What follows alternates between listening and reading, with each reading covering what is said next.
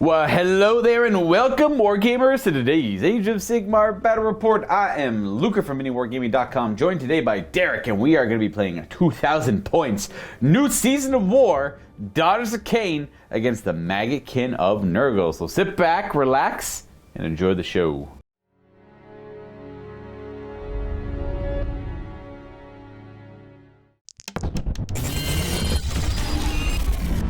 We play and call it work. MiniWarGaming's Age of Sigmar Battle Report. Let's take a look at the Maggotkin forces today. This is a iteration of my Filthbringer list you just recently seen me play. Added more champions, took out the Demon Prince, essentially. Our grand strategy, because we have so many champions and because they're so thick, is going to be the day is ours. So I have to have more champions on the table than my opponent Derek does at the end of this game. Leading it all, we are going to be running a Lord of Blights, and he will be in a Warlord battalion. It felt right to put my Warlord in this battalion here. He is going to have overwhelming stench as his command trait, and he will be equipped with the Shield of Growths. His little shield there will be the I think that'll give him a little bit more effect over the split horn helmet. Either one is a good pick on him for durability, but for now, I think I'm just going to give him the Shield of Growths because I want to keep that command trait active as long as possible. Now, joining him in that battalion, we're going to have a pair of other characters, two parts of the Rotbringer Coven, I believe it's called. Just a couple of sorcerers here, and they are nothing too fancy. They're just equipped with what they have. They have their own built spells from the lore. I'll go into further details when that comes up. And we have a unit of Nurglings as the troop option there. Now, moving on to the other characters here, we are going to be running a Lord of Plagues. He's going to be running in a Galician Command Battalion. I'm playing it as if this works here, but I'm not too sure yet because the infantry requirement has to be a unit with a wounds characteristic of 4 or less. The unit itself has a wound characteristic of 4 or less, so I'm assuming I'm safe here with the Blight Kings. Their champion does break that by having a single model have a higher wound characteristic, but that's like more of an augment to the unit's wound characteristic. Kind of like weird circumstance there. But anyways, he will be joined by a unit of 5 Blight Kings in his Galician command. Moving on to the rest of the units in this list, I am running a Galician Veteran Battalion. Only a couple of units are going to be in that, so, well, actually a few. We have a unit of Reinforced Blight Kings, a unit of 10 Plague Bearers, and a final unit of 5 Blight Kings that'll all be partaking in said battalion. The last unit in my army will be the third part of the Rotbringer Coven, just hanging out on his own. I will be giving him an Arcane Tome, and he will be kind of like the head caster, essentially. He will have Blades of Putrefaction, I believe, is the spell I want to give him for sure. The other two, it doesn't really matter. Glowing Quagmire, Gifts of Contagion, it's all the same. That Arcane Tome is from the extra Artifact of Power I'll be taking from that Warlord Battalion. And naturally, we're playing Maggotkin. I like to run the Purple Sun with them because they don't care about the rend reduction all that much. And the Filthbringers can cheat it out a little bit easier than other armies can. Anyways, that is it for the Maggotkin today. Sorry for the long, drawn-out explanation. It is me. It is my problem, and I'm doing it again. Let's go take a look at the Daughters of Khaine. Hi, I'm Derek. I'm playing the Daughters of Khaine of Hognar. My general is in a command attachment. It's in Melusa item scale with the Arcane Tome. The spell she's going to take is Mind Razor, and the command trait is True Believer. With her in the entourage is the High Gladiatrix with the Crown of Woe, and rounding it out is the Hag Queen. Finally, we have our core battalion with Morathi. Within the core battalion, we have a unit of Blood Sisters, and then a reinforced unit of Blood Stalkers. We have 2 units of Witch Elves, one with paired knives, one with bladed bucklers. And finally, rounding out the army are 2 units of Heartrenders. Today's random mission is from the new General's Handbook here. We actually got the last mission in the book here. It's Position Over Power. I probably should play these from the start to the finish, but I've been randomizing them, and that's kind of, I guess, what I'm going to go with here. Now, with this battle plan, it's kind of weird. We have squares for our territories directly in the middle of the battlefield here, with an objective right in the middle of each player's territory. However, there are 2 additional objectives flanking the battlefield, like directly, literally on the edge, as you can see to the left and the right of both player territories. Now, those are dangerous because we are fighting in a canyon, and it is unstable. as is all of Gillette. Apparently, it is literally being torn apart by some jaws, and we are here fighting for the Amberstone, as is typical in the seasonal war. Now, we are going to get 1 victory point for 1 objective, 1 victory point for 2, and 1 victory point for more than your opponent at the end of every one of your turns, on top of scoring 2 for your battle tactic. Now, the twist here is those flanking objectives are very valuable for the first few turns of the game, because you're going to score an additional victory point if you control any of the flanking objectives with a Galician champion. Now, the downside there is, at the start of the 4th battle round, they are completely removed from play. So anything you have committed to those parts of the battlefield are probably going to have a hard time having any influence, because there's only really a couple turns left after that. And then 3 points, of course, for the grand strategy at the end of the game. If you accomplish it, whoever has the most amount of points after 5 battle rounds will be declared the victor of the Amberstone. All right, guys. This was a very long, and I would like to say very successful battle report. I had a lot of fun with my guest Derek today. However, keep in mind, there were, for whatever reason, a lot of mistakes. It was one of those days. I cannot tell you why. Literally forgot so many things, but like we went back to correct them, but it happened a lot. So bear in mind that that's going to come up a lot in this game, and kind of take it for what it is. I literally forgot a battle tactic. Like, I just didn't declare a battle tactic on one of the battle rounds. I did all my heroic actions, I went to do my spells, and at the end of my turn I'm like, what the heck was my battle tactic? Never declared one. That's the kind of game this was, but it was a good game all the same. So hopefully you still enjoy it, hopefully you're still interested, and happy wargaming. And here we're going to have a closer look at the battlefield. A nice quaint road going right through this valley that's apparently falling apart. So over here we got like a mountainside that like the road's going through the mountainside. And then over here we got more mountains, the path leading to more mountains. But it's unstable. It's all falling apart. But we have to collect the resources quickly here while we're here. I just want to give a shout out to some of the terrain companies here, providing some of these terrain. That's an Old Hill from Games Workshop. The battle mat, one of my favorite ones, is from Urban Mat here. Go check. This is a full 6x4 table. Mat, we're playing with 1 foot cut off, and we're avoiding the use of like the 2 inches over here.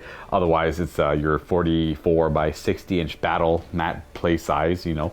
And then you can just buy the big ones if you want to play bigger scale games like Fantasy or Horse Heresy or any other war games out there. They also offer 44 by 60 inch battle mats cut to size, so you don't have to worry about cutting off certain parts of the battlefield. And you can go, there's a lot of other battle mat companies out there too that do the same things. You know, there's many of them, and you can go check out some of them by going to the MiniWarGaming Vault. The Vault section on the website. If you're a Silver Vault member, you have discount codes to pretty much like every battle mat company out there, as well as other train companies, hobby supplies, model supplies, you name it, it's in there. Well over 50 companies at this point. Silver Vault member discount codes available to you over there. You could be a bronze member to check out to see what's available, but you need to be silver to benefit from it. And then, some of the other pieces here are just stuff from Adamek Greenleaf Terrain, and then old Games Workshop kits in the form of some walls and fences and old, can't remember what that's called. The doctor was in here earlier and told me, but that is so long ago now. And it's very important to point out that this road is split here because of those rocks. They clearly would not dig up those rocks. That would be a lot of effort. It's much easier just to build a road splitting off this way because the rocks are in the way there. And then again, that is very important for me to note for you guys watching at home.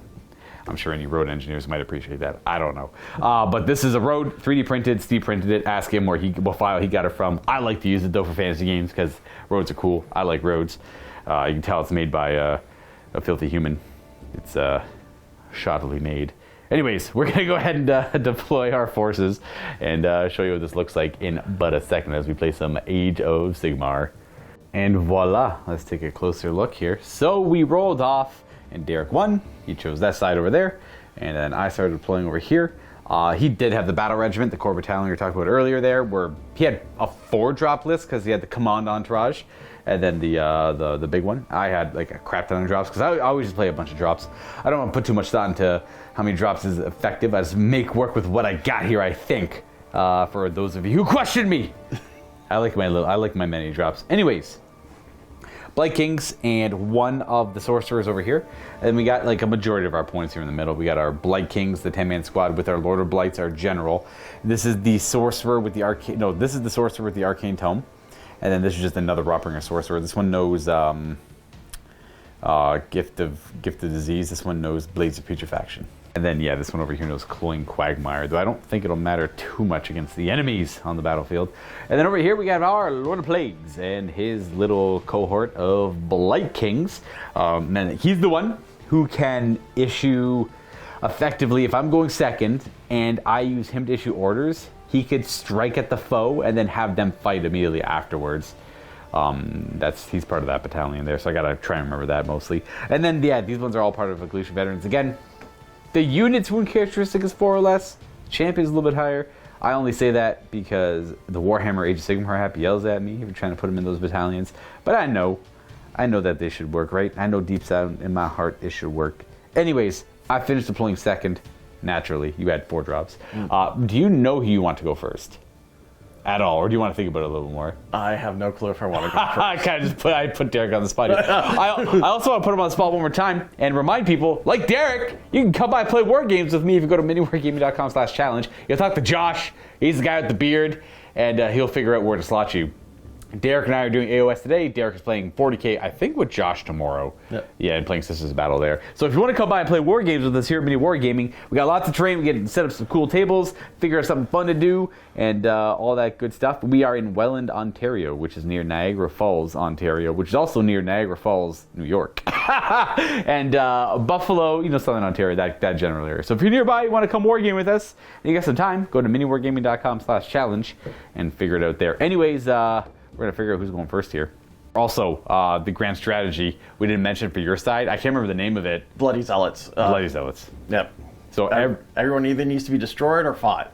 Correct. Every unit in Derek's army needs to either be dead or have fought at some point in this game. I actually like it. That's a very easy one to do. And I can't really counterplay too much because they're so fast that if you need to fight, you're just going to move and charge me. So it works. I see. Okay. Yeah. I like it. Then again, mine is defend, or the day is ours. I have to have more champions on the field than Derek and his Daughters of Khaine do. Okay. Yes. So before we figure out who goes first, my cycle of corruption is going to start on the 2. That is Fecund Vigor. Not a bad one to get right away because it's kind of worthless, so get to burn it right away. So all of my units are near a locus of fecundity. So when they go to heal, they heal D3 wounds instead of just the 1. But that's not going to do anything this first battle round. But that's okay, because that'll lead us to bigger, better things later on in the game. All right, so Derek, what's the answer here? Who's going first? You are. Me? I'm taking second. All right, well, I don't think there's any... My army's so slow, and the objectives are so freaking far away, I can't quite get to them. So I think that's the best bet, sadly for me. Sadly, against me, for Derek is the best bet. So it'll be turn 1 Maggotkin. We're in Fecund Vigor, which doesn't matter at all. And Corruption. So we are going to gain some contagion points. We are Nurgle. So we are going to gain 3 for our territory. And an additional one if there's no enemy units. And hallelujah, there are no enemy units here, so we're going to gain 4 contagion points. Bloop, bloop, bloop, bloop, bloop. 1 for the tree, that'd be 5. And that is it. We're at 5 contagion points turn 1. You get 1 per tree. We are at 5 contagion points. So I'll be the enemy. I'll be on the right side for score. I'll keep track of all the points over there. Command points are bloop, bloop, bloop, as you guys have already figured out.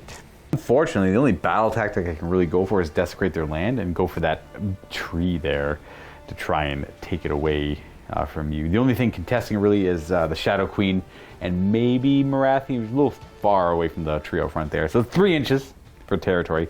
But that means I got to get pretty much all my Blight Kings up there because they're only really worth 1 each. So other than that guy's worth 2. That'll be our plan for battle tactic. As for actions, I am going to go with a leadership on the Lord of Blights. We failed. Worth it. Going to go with leadership on your end as well. Yeah. Doesn't really matter who, I guess. Yeah, 4. I'm going to put it on her in general. Iron Scale. Yeah. That is a 4. Nice. All right, so you work. That works. The other hero phase things I have to do are mostly wizard related. So because I'm playing the Filthbringers, I pick one of my wizards at the start of every hero phase, including the enemies, and they get +1 to cast, Dispel, and Unbind. However, if they're near another member of their coven, they get an additional +1 to that. So I'm going to choose my Arcane Tome wizard back here to be the target for that. So he's going to get +2 to cast because he's near the other wizard. The other one's over here. And we're going to start by summoning an attempt at summoning a Purple Sun. So we're going to get +2 to cast this. I got a 10. We just might as well try and stop it with, Nope. That's a 7, so we do get a Purple Sun. So we get our purple sun hanging out there for now. We'll shoot it out later, and this is the wizard controlling it. And then we are moving on to his second spell cast because he's got an arcane tome. That's going to be a mystic shield at +2 to cast. We got that with an 11 as well. Enough. Might as well try and stop it. Yeah. You roll a 7. No, not today. So that mystic shield is going to go on that gigantic unit of Blight Kings right there in the middle because they're deployed wholly within 12 of that wizard. And that's kind of it because this one I don't really care to cast anything with him. Nothing is in range for Gifted Disease. Everything is, it's only 21-inch range, but everything's too far away. Suppose he could Arcane Bolt. Which, look at that, we did it. And there's no objectives to explode for mortal wounds or anything. So he's got a bolt. I'll try and remember to use it if it comes up, but we'll see. That should be it for magic stuff. So at the end of the phase, this purple sun is sending out. It's not going to do anything right away, but we're sending it out there. We're going to send it out that way because the defense is kind of in the way. All right, we're going to move everything here. We are going to use one of our command points on the Lord of Blights right there. And he's going to tell them to, at the double, they got to move, because I got to get near that wood there. So that means they get to move a glorious 10 inches. Absolutely sending them forward. I hate the idea of rushing these guys up there. So we get 6 of them near the terrain within 3 of it. So we are going to take that. Not take it, we're just going to get our battle tactic done. But it forces us to rush right towards Morathi and the Shadow Queen. Hate both those ideas. And then the rest of our moves, we are going to run both of these squads here. And so we're going to go Kings and the Wizard. So Kings will go forward, 4 and the Wizard will go 1. Ooh, probably should consider rolling that after I move the Kings though, but yeah, it is what it is. He can get shot, unfortunately, but there's not a whole lot of shooting over that way, but that's where they're going to end up. These damn rocks are interfering with not only the construction of this road, which has been resolved, I guess, technically, but also impeding the movement of my Kings of the Blight. These rocks. Never thought they'd have such an influence on the Age of Sigmar. Thank goodness that we put them there. We're going to go ahead and move these Plague Bringers just a little. We're going to run them, but all we're really going to do is just shuffle them around a little bit to make room for the characters to get all over there. So we're going to run the Lord of Plagues first, or Lord of Blights. Hey, I made a little bit of a mistake there, though. I should have staggered them back, assuming that he could roll a 1 on his run. That way, giving him proper lookouts there. I keep forgetting that you can completely protect characters against shooting as opposed to just the -1 to hit. However, he's pretty thick, so he's probably going to be okay. The other wizard, the one without the tome, is going to go 5. He's going to go straight that way, and then this wizard will go an extra 4. Both the wizards are going to stagger their movement back a little bit to stimulate the Plague Bringers, just so they can get the -1 hit. And then our Lord of Plagues is going to run 5, eh? Who? I'm actually not going to commit him too far. I'm going to go right behind the fence. He's only going to go 7 instead of 10. And then the Kings of the Blight are going to go, 6. Nice. Good job, guys. There you go. They're going to swarm around him. Not too concerned about getting within 6 of the sun there because it shouldn't be too much of a nuisance at all. And that's the end of my turn. I get none of the stupid flanking objectives because my army's too slow to get to them. We do get the desecrate their ground because we control this one piece of terrain in Derek's territory. And we're going to end our turn. We get a grand total of 1 victory point for holding 1 objective and a battle tactic finish for 3 whole victory points as we go into turn 1 for the Daughters of Khaine. What do you want to do for your battle tactic today? Cunning maneuver. Going to take the Iron Scale and go for the objective. Yep, that one's easy enough. For anyone who's curious, that is pick one of your champions that is more than 3 away from the enemies. They end their turn more than 3 away from the enemies and control an objective outside of their territory. You're good to go. That's like an easy turn 1-1 when the objectives aren't like 20 inches away from where you deploy. Now, granted, this one is like she moves 8, so she can get there at the double really quickly. What would you like to do for a heroic action? Can I do heroic world power? Get rid of the. You absolutely can try to do that if you want to. You might as well on her, yeah. Yeah. And then you need to roll. You need to roll a dispel against, and you're looking for a 9. No, it is hard to get rid of. I would like a command point, so we're gonna try one on our Lord of Blights. We got it. You have 1 extra command point on our general right there. So let's see what I get. Got a 10? 10, So that's a Mind Razor from the Iron Scale. She's got the Arcane Tome. That's going to go on the Sisters? Yes. Yep. These guys. Yeah, so the melee ones. Nice. So they charge the Ren 2. Yeah. And they are +1 to wound. +1 damage, Yeah. I think. Oh, unless they change it. But yeah, it's really good. Really powerful. Yeah. So what else do you got for magic? I'm going to just try the Black Ooze of Uglu on the... Oh, yes, from Morathi's going to hit him with their built-in spell. Yeah. 6, I don't think that makes it. She might get +1 to the cast, though. And then Mystic Shield on these guys. Just... And then a Mystic Shield over there, yeah. So that does fail the cast. That's a 10, nice. Yeah. Got the Mystic Shield. But that'll actually go on the Shadow Queen for the range penalties there. I swear Morathi used to have +1 to cast before. I'm pretty sure it did. So the Black Horror of Old Goo does fail the cast there. And then Witch Brew on these guys. And then using a Witch Brew over there. Absolutely. Yeah. Okay. We're gonna change one thing up here. The Worship Through Bloodshed used to be wholly within 24. Kind of like first kind of time with this book here. First couple of plays for this book here for Derek with the new edition and the new season here. So Worship Through Bloodshed, the intent was to have these ladies shoot in the hero phase, and because she's over there, we're just going to go ahead and put Mystic Shield on the Blood Sisters too, because there's didn't need it on the Shadow Queen there. Okay, so it's a command ability Morathi could do. A unit can fight if they're within 3 inches of an enemy, or shoot otherwise. So we're gonna have these nasty archer ladies. Where are they volleying? Well, I'm debating on going after your guy because he's in the middle of. he's super important. So if you can kill him, it's big. So he's got a command trait that if you're within 7 inches of him, you cannot issue or receive commands. I'm going after that one. He seems dangerous. All right, fair. So that's 1 command point for that. You're down to 3. 1 volley from the ladies. 3s to hit. 6s are good if I recall. I don't know if it's on hits or wounds though. So that's 2 more wounds. I'm gonna all out I can't actually. I don't think I can all out defense here. I'm gonna all out defense if I can. But anyways, the second volley, or this is the wound roll. So 1, 2, 3, 4, 5, 6 wounds so far, plus the mortals. So that's 8 wounds ish. Second volley, because there's 20 shots from the whole unit. A couple more mortals. Ooh, they didn't hit as well there. No. And just actually only 3 hits, plus the mortals, and 3s. All right, that's 2. You can only all-out defense if you're targeted by an attack in the shooting or combat phase, not in the hero phase. So he is he's caught by surprise here. He's got a 4-up save here. Not bad, but he's almost assuredly dead, sadly. And then his ward saves. He's gonna live. He'll have 2 wounds left. All right, so he's down to 2 wounds. That's kind of what I get for not paying attention here. And if anyone's curious, I'm punishing myself because like I'm a rather experienced player. I should have known to stagger them back a little bit. That's on me. I'm playing a little too.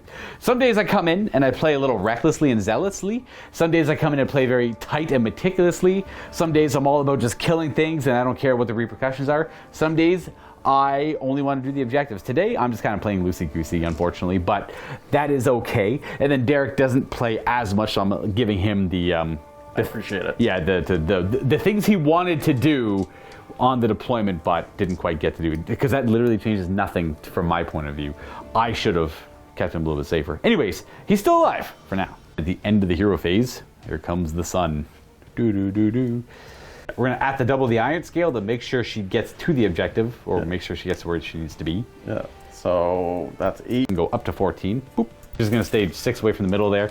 And then that's 1 command point, you're down to 2, and then we're going to run the rest. Yeah, run these guys up as well. All right, here come the Blood Sisters. Ooh, an extra 6. 7. Very good. Well, 7, that's right, because, yeah, that's where they end up there. Now, probably laughing at me at home. I forgot that he actually does get -1 to hit, which means that Derek would have had 3 or 4 less hits. I double checked the clips. Derek's just gonna, he had 6 hits plus 4 mortal wounds. Can't stop the 4 mortal wounds. I'm just gonna let him reroll the 6 wound rolls here to see, maybe I take less damage, essentially, is all it really is. So it's only be 2 saves I have to make on him. So he would be at, and then I'd roll, so it's 2 saves, which I make both of, and then I take the 4 mortal wounds, which I ignore 2 of. So he only takes 2 damage. He's actually at 5, is what the proper outcome would have been if everything was considered. Yeah. That does make him quite a bit more durable in this upcoming shooting phase, though. And then we moved a few more things. So the Shadow Queen surges forward, no surprise. I am. One thing I can do if you do that is if you get close enough to them, I can redeploy them and then bring them within an inch of the guy back here to keep make it so he can't be targeted. Yeah, so I want to be back. You want to stay more than 9 away, yep. We're going to keep the Shadow Queen more than 9 away, and then the Witch Elves surge over this way.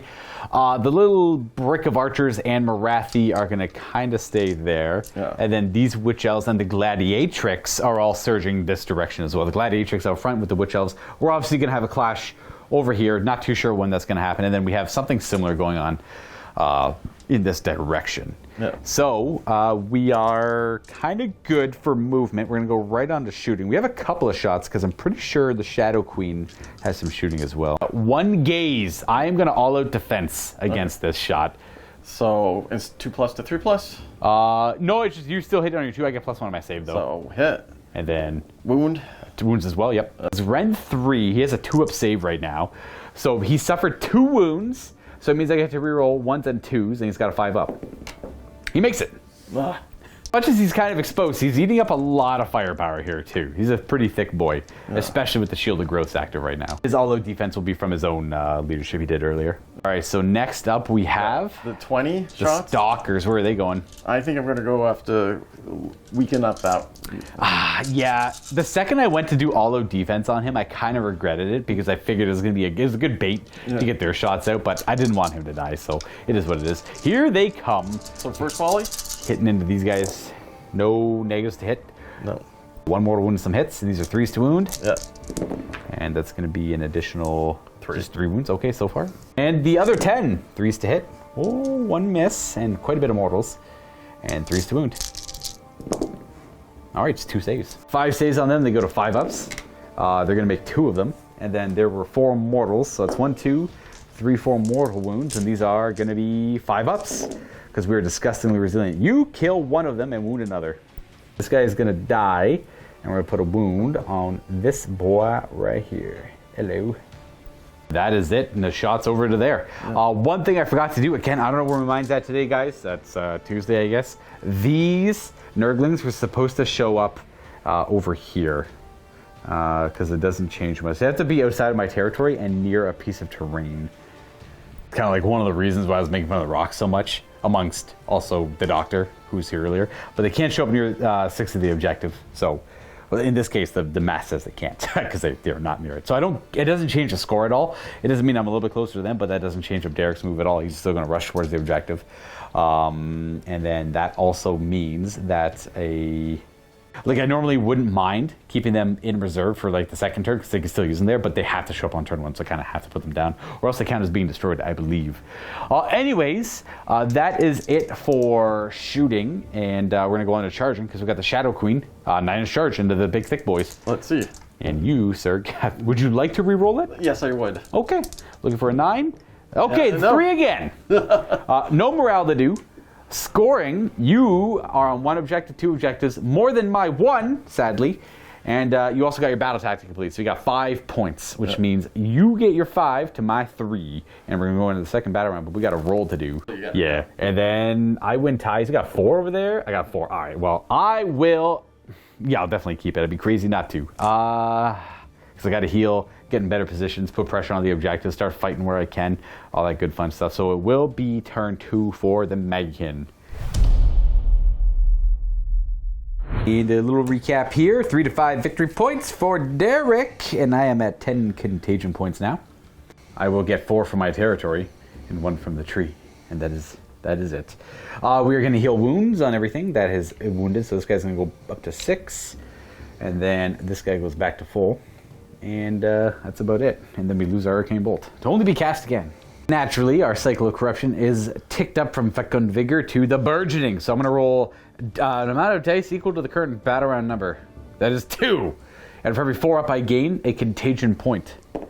Thank you, great Cycle of Corruption. I hope to remember if that matters or not later. Okay, our battle tactic this turn will be very important to acquire. If I do, I have to wrestle some of these objectives away from the opponent. I believe it's going to be Cunning Maneuver. This champion is going to start outside of 3. He's going to move to that objective and then control it and contest it and then be outside of 3. That is the hope. That is the plan. I should note, and I apologize, but Derek is at 6 victory points. And I've gone back and done several things now. The game has barely begun. But because of the scenario, you gain an additional victory point if you have a Galician champion contesting one of the flanking objectives that you control at the end of your turn. So Derek's at 6, and it's one of those days, guys. So I'm probably going to have to correct a couple other things as this game goes on at this point. But yeah, we're going to go Cunning Maneuver over here. And then our action is going to be... I'm going to go Leadership, because I'm probably going to need it. Well, we didn't quite get it, but that's okay. Do you know what you want to do? Heroic willpower, I'm going to try to go after that thing again. All right, looking to get rid of the sun. Here comes the 8. No, you need a 9 to get rid of it. No. It's a hard one to get rid of. Okay, well, let's see if the sun will have any effect in a moment. I am going to cast some spells. The Wizard of Choice to get pluses to cast will be the one with the Arcane Tome. And we are going to start with, well, he's already channeling the Purple Sun, so we don't have to worry about that. And let's go ahead and see if we can't get a Mystic Shield off with the +2 to cast. Oh, we got an 11. That guy wounded? He heals. Yeah, Oh, he was wounded. Yeah, everything. Oh, off by a couple there. My magic is undeniable, so they'll get the Mystic Shield. They're wholly within 12. And then we're going to do Blades of Putrefaction, which just makes their weapons a little bit more deadly, but it doesn't. We got with a 7. You might as well settle on really have any more casts after this. Oh, we do. All right, no Blades of Putrefaction.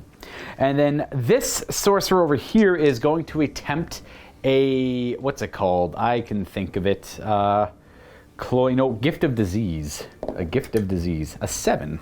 The Hag Queen willpowered that away and failed. Yeah. No, sorry. She just used her. She's got an Arcane Tome, the Iron Scale, to dispel, and then Heroic Willpower to match the Unbinds. Because currently, Morathi Khaine only has 2 Unbinds. Yeah. So she did 2 of those, and then the Hag Queen with Willpower is going to try and stop that. She's within 30. And no. Okay. So we are going to hit the Shadow Queen. We're going to summon a Wave of Disease and wash over the battlefield, hit Morathi, or the Shadow Queen, and then she gets diseased. And then everything within 7 inches of the Shadow Queen will also get diseased. From a different perspective, the Shadow Queen gets hit by the Wave of Disease, and then it runs off of her, hits the Stalkers, Morathi Khaine, the Witch Elves, and then the Hag Queen in the back. This wizard over here is going to Arcane Bolt, because why not? Got it on an 8. That's about it. There's a little D8 beside me. Maybe I'll remember he's got a little Magical Bolt to throw out. That will conclude casting spells. We're on to moving the Purple Sun. Going to ominously float towards both of those units there. And then we have to see if the Purple Sun turns them into Amethyst. Roll a d6 for every model in the units that are within an inch of the Purple Sun. And on a 1, one model in that unit is turned to like jewels, essentially. They are destroyed. But the thing is, with characters, if I roll 1, they're just dead. Unless they have a wound characteristic of, I think, more than 9, then they take d6 plus 6 mortal wounds as they try to resist the spell's effect. We're going to roll for the sisters first. They're okay. And now for the Iron Scale, the general. She's fine. She's a-okay. They both avert their gaze. And now we're on to movement. On to movement in general. We're going to come back to this part of the battlefield later. We are going to move these Nurglings first, and then everything else behind them. By moving them, we're going to run them. 1, stupid Nurglings. Their 1-inch run doesn't quite get them to anywhere I wanted them to be, but whatever. It still works. Next up, we're going to run our Blight Kings. And they're going to go 3 extra inches. Not going to do anything fancy with that. We're just going to go 7-inch move right behind the Nurglings. But we want to leave room for that guy because we don't want him to be overly committed. So we're going to keep these guys up and around. Actually, just like that even. And then we're going to run our little Rotbringer there, but we're going to have to double them for a command point. So we're going to go down to 1. Ha ha ha, big funny man Luca thinking he can get within 6 inches of this objective with an at the double. Who do I think I am? An army that moves more than 4 inches a turn? Incorrect. That is a failed battle tactic right there, folks. Didn't even bother measuring first. I'm like, yeah, whatever, he'll make it for sure. He's about like 8, like even 7 inches away. So 7.5, so he's not even really even close to it. But yeah, whatever. I don't need the victory points. He's the only one who could have kind of done it. Hey, it kind of looked like he could have made it if you want to give me any credit there. The other guys wouldn't have been able to do it because I wouldn't. This guy could have done it over here. But that one just looked like it was way safer. You know what? Feels like a Monday today, let me tell you that. Just take the hit, and I'm going to move over here anyways, like I planned on moving, and see what we get. You guys move forward, we're going to run the Blight Kings. Actually, no, we got to run that guy first. He's up front, then the Blight Kings afterwards. That makes it easy for me. I'm going to move him there, and then we're going to redeploy. Which unit would you like to redeploy? I'm going to redeploy her for back of it. The Iron Scale's going to back it off. All right. 3. And then this objective will truly be mine. Yeah. So she's going to run away. That's good, though. That means she won't get diseased by the Purple Sun. And then these guys move there, right? There we go. That is that. We got to make sure we keep that Purple Sun within 30 of this wizard. And we're going to move them like so. Blight Kings are going to go towards the archers. That's where they end up. And then we're going to run the Lord of Blights. And the wizard's behind us. The Lord of Blights is going to run 1 to there, and then we're going to have the Arcane Tome Wizard's going to run 2. He's going to go, oh god, what a bad run. Well, he'll make it work. And then the other wizard's going to go an additional 1. So slow! It's brutal. That's not really getting anywhere there. So we're going to run these Plague Bearers forward. An extra 3. We're going to go forward there to provide them with some Galician champion protection. And that's all she wrote. I guess that is it. I could shoot. I will shoot. We are going to give the Lord of Blights... Well, no, the Lord of Blights is going to give a Blight King a Munificent Bounty, I believe it's called. So he's got a thrice ripened Death's Head missile attack, where he shoots thrice ripened Death's Heads at the enemy. It's up to, you get 1 shot per model in the enemy unit, up to a maximum of 7.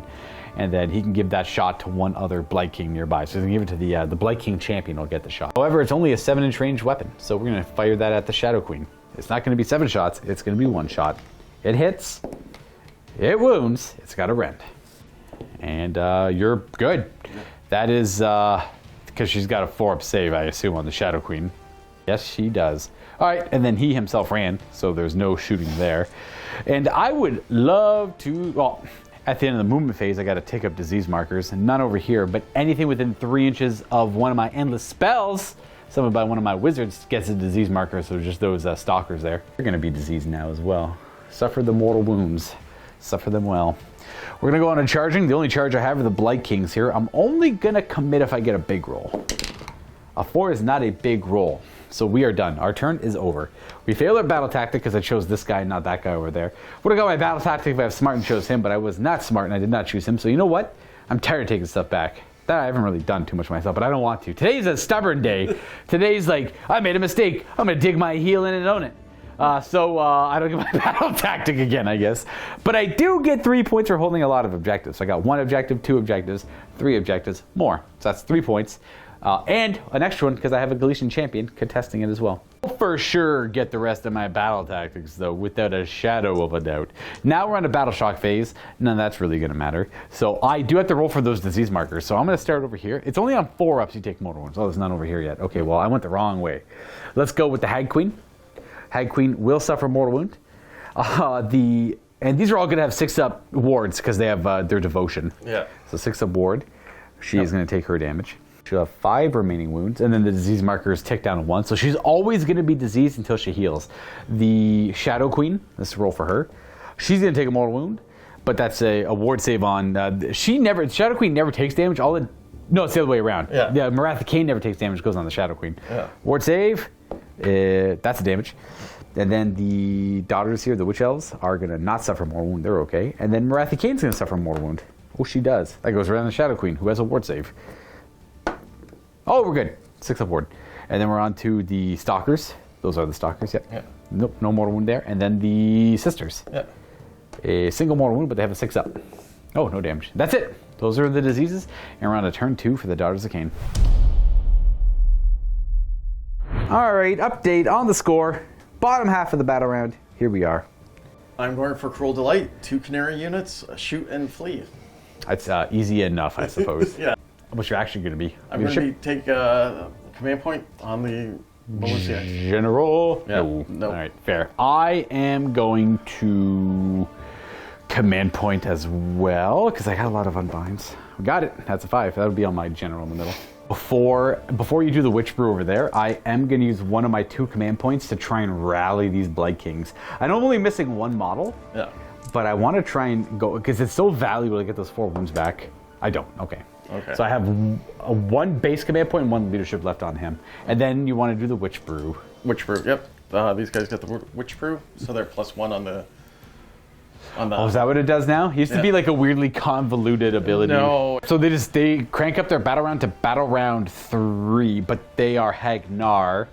So it's technically battle round 4, I guess? Yeah, battle. And then the command trait on the general makes her battle round 4 as well. Yeah. Okay. So let's do some magic. Mind Razor onto... Yes, an attempt at Mind Razor. Do you get it? A 9 is a yes on the Mind Razor. Well, I am going to go ahead and try and stop that, because I have to. I do, actually, because he gets +2 to unbind. Oh, my, yep. The Black Horror of Ulgu.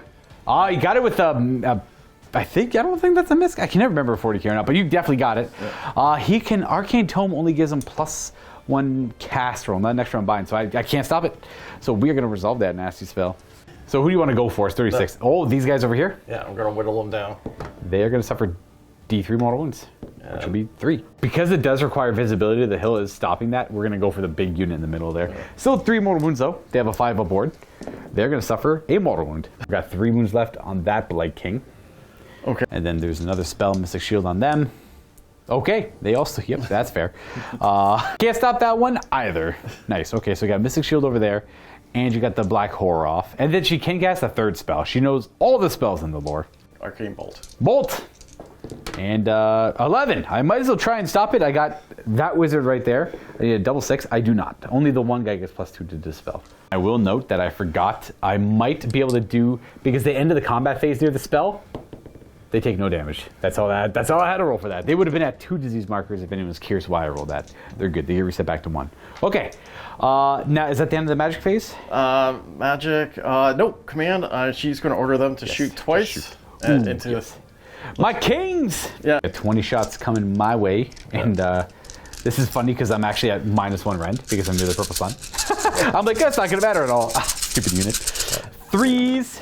This is all the shots? Yeah. Nice. The wound rolls on 3s. 3s. All right. Not too bad. 6 wounding hits. These are going to be 5 ups because that damn purple sun cost me 2 extra wounds. That's pretty bad, actually. And then the ward roll. So that's 5, 8 ward rolls. I make 2 of them, so I'm going to lose 1, and another one's going to take 2 damage. We are going to lose you, and then you're going to take 2 damage on the bell. Bloop. Well, I am at the end of the hero phase, going to move this yet again, and we are going to try to get that character one more time. But that's going to keep the -1 save on our guys here. So I think I'm going to opt to not do that. We're just going to move it up this way instead. Can't quite get both units. We'll go for both. Yeah, we'll fly from there to there, and we'll get them both within an inch there. It's got quite a bit of movement. So we'll go, these guys, the Stalkers, the Blood Sisters first are okay, and the Stalkers are okay. No one gets zapped, and I get to keep my save. We're risking redeploys over here, so we're not going to move them at all. And then the Shadow Queen is going to move over to there. Yeah. Ooh. I am probably going to... I'll redeploy with my General's Command ability, leadership on the Blight Kings. So they're going to redeploy 4. Trying to protect our wizards a bit more there. And the Witch Elves. And they move 6. I'm just going to... They might even move more than 6. And yeah, they do move 7. And then the Hag Queen's going to stay behind them. And then we have the Stalkers and Morathi Khaine. Morathi Khaine's going to back it up a little bit there. Yeah. Absolutely. She does have an arcane bolt. She can shoot out the bolt before she moves. Yeah, I'll shoot out the bolt. For a single more wound, yeah. Let me just go ahead and ward save that before we forget. Oh, ha, ha, ha, ha. That's a ward save. Tricks in her little witch elves are moving. I got no redeploy, so you are free to come and slap. But we don't have to worry about no nasty mind razors over here or on the other side. Okay, that's it. We're on to the end of the movement phase where we're going to bring in the Khaine. I have 1 unit of Life Takers, I believe they're called, or the Khaine, all the same, behind the Blight Kings on my left flank, and then another unit over here on my right flank. Same idea. The battle tactic is nice and easy. They just they attack and they can move up to 6 inches, and as long as 2 units do that, it's a automatic battle tactic. It used to be a 4-up. They get in their wisdom, they got rid of that because it's kind of worthless. Yeah, now it's much better. All right, now we're at the end of the movement phase. We're on to shooting. Where do you want to start? Let's start with the Heartrenders, the Canary. Oh, the Heartrenders. That's right. Who are they shooting at? These ones are going to go for that one. I'm gonna all out defense them because I think there's more shots coming their way that I'd like to keep them a little safe from. All right, Khaine. Boom, boom, boom. I assume they're 3s to hit. That is a 3s. Assumption there. And then 3s. 3 wounding hit. Rend 1. Back to force. I stop 1 damage maybe, and then a ward. Okay, no damage. Nice. Tip it this way. Then we undo the other squad? Yeah, into your... Plague Bears! Plague Bears. My Plague Bears are -1 to hit for missile weapons because they're stinky. That matters. It only stopped 1 hit because of it. So 3 hits. Wounds. And just 1. Just 1. I just have my feel no pain.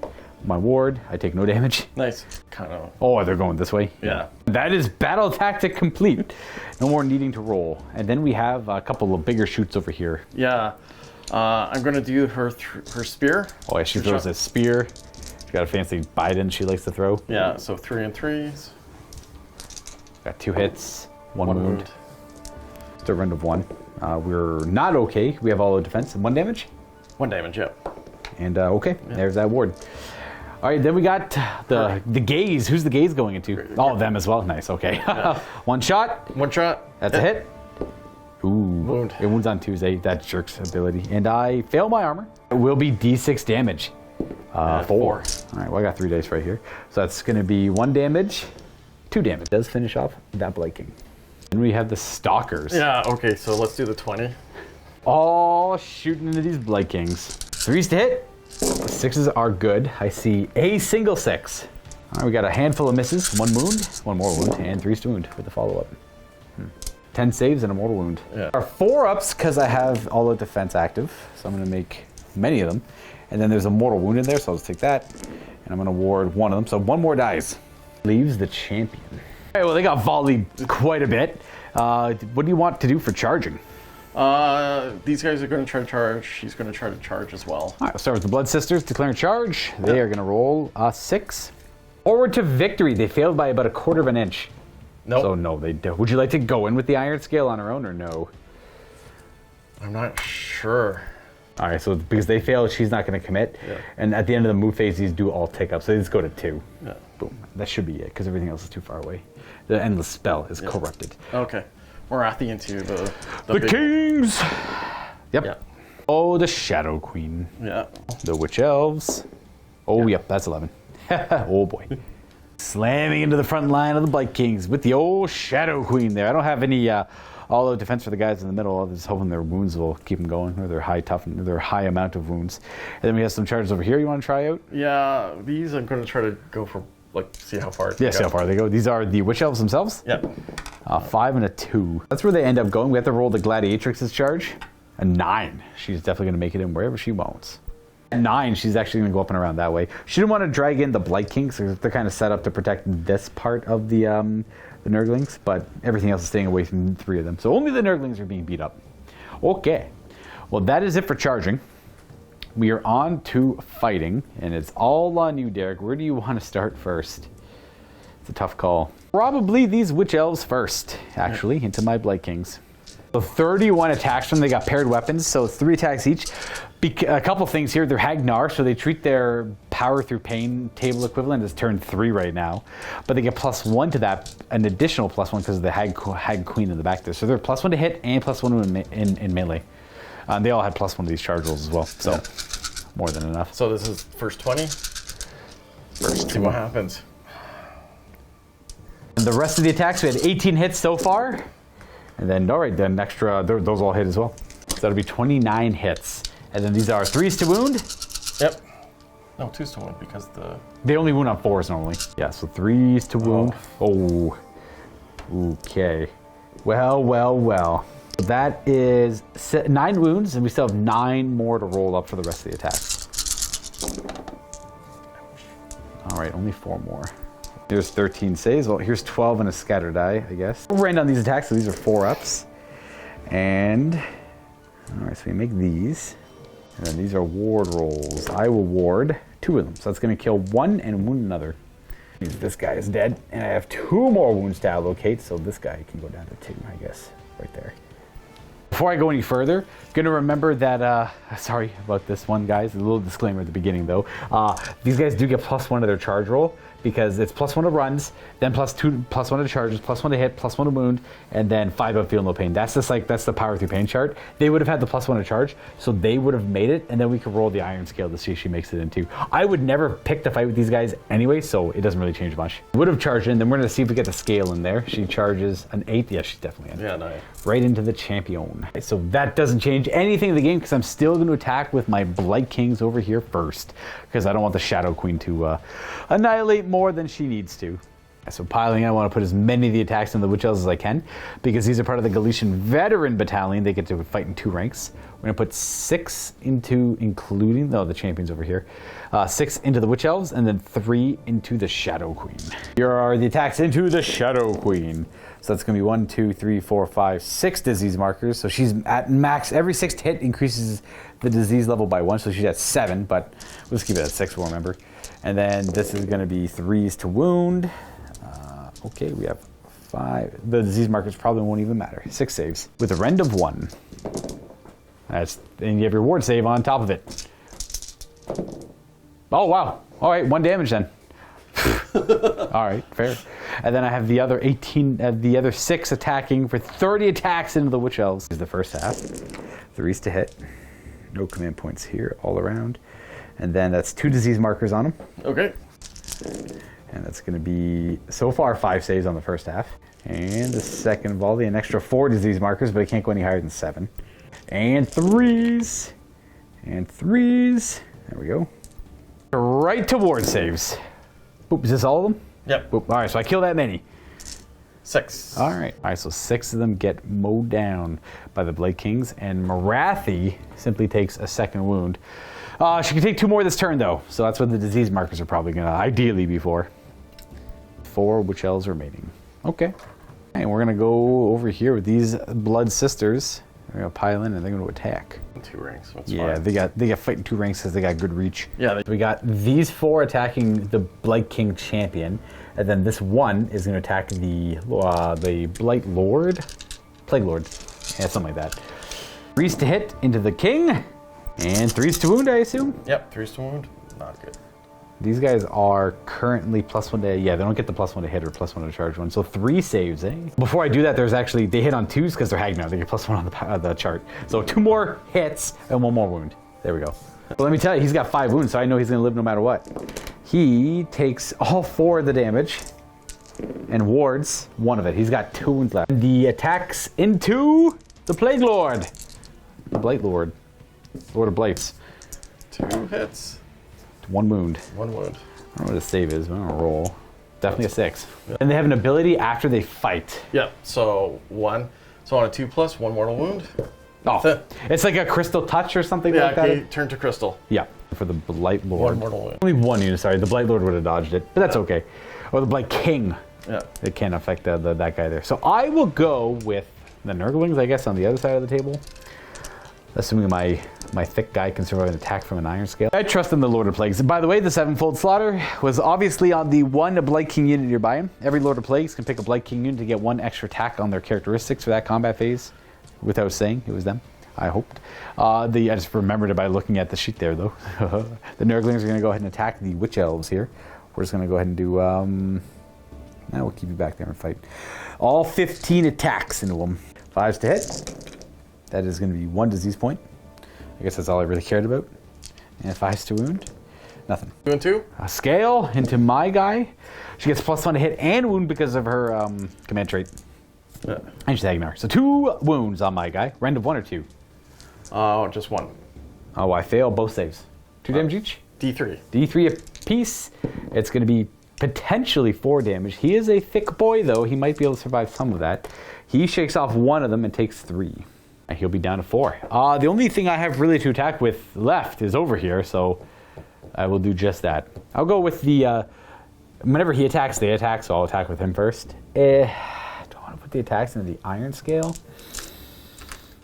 Put the attacks into the Blood Sisters with his plague-ridden great weapon, Great Blade. Is both of them going?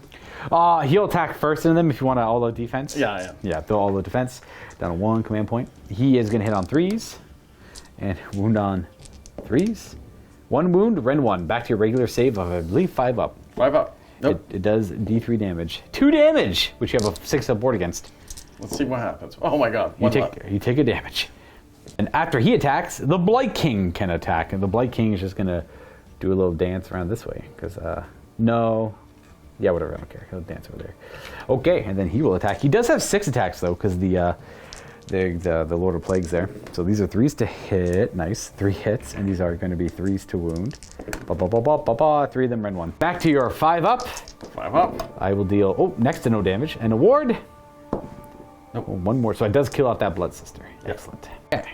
All right. And then your pick. You have the Shadow Queen, or you have the Witch Elves and the Gladiatrix. All right, so we're going to attack with these Witch Elves, and we now realize that these are the ones with the paired blades. These are the ones with the shields. We're just going to play both as paired blades for now, because it's at the same points cost, and we already played them with paired blades, and these ones already have the paired blades on the side, so it shouldn't change much ultimately, but they already got the crap kicked out of them, and they didn't really roll any saves anyway, so it shouldn't matter too much. So here's all of their attacks into my Nurglings. The first 20 of 31 attacks, these are hitting on. They get no bonuses. Yep, they get +1 to hit. 2s to hit. 2s to hit. Because they're Hagnar. That's it. Right. Some ones in there. And then these are going to be 4s to wound. And then we'll just tally up all the wounds. And then, oh wow, 4. 4. Oh. Well, that just you rolled really poorly. They actually wound on 3s because they're near the Gladiatrix. The Gladiatrix is really nice for Witch Elves. It gives them an extra. It changes their weapon profile to wound on 3s and rend 1. It's like a nice kind of mind razor all the time. And not to the same degree, but quite good still. So that's 4 wounds so far at rend 1. And then here the rest of the attacks should be 11. These are 2s to hit and 3s to wound. Not quite 2s to wound yet. All right, 3 fails. So we have a total of 9 saves. No real armor on an Nurgling, so right to wards. We are going to ward 2 of them. So that's going to kill 1 and almost another. We're going to kill this one, and we're going to bring this one down to some wounds. Can't really trap the Gladiatrix, so she'll pile in, and she'll attack from here and still stay outside of 3 of me. She's going to finish off these, or try to finish off the Nurglings. 4 attacks. These are 2s to hit, because +1 to hit. 3 to wound. 3 wound. 3 damage in total so far in the sword. 2. Yeah, so 1 wound. All right. Let's have 4 ward saves. Make them all. I'll make 2. I'll take it. All right, so that means this one pops, and then I take 1 wound on this Nurgling, which means he's down to 3. Too bad. I'll pull that out of here, and then I'm kind of done. Just up to the Shadow Queen left because nothing else was dragged in. Yeah. Let's see what the Shadow Queen can do to my poor Blight Kings. 2s to hit with Heartrender because of the ability there. Pretty sure she gets it because she doesn't have any other. She just fits into all of them. So these are 3s to wound, I assume. Yes, 3s to wound. I need you to roll subpar here. I need you to not to clean through all my Blight Kings.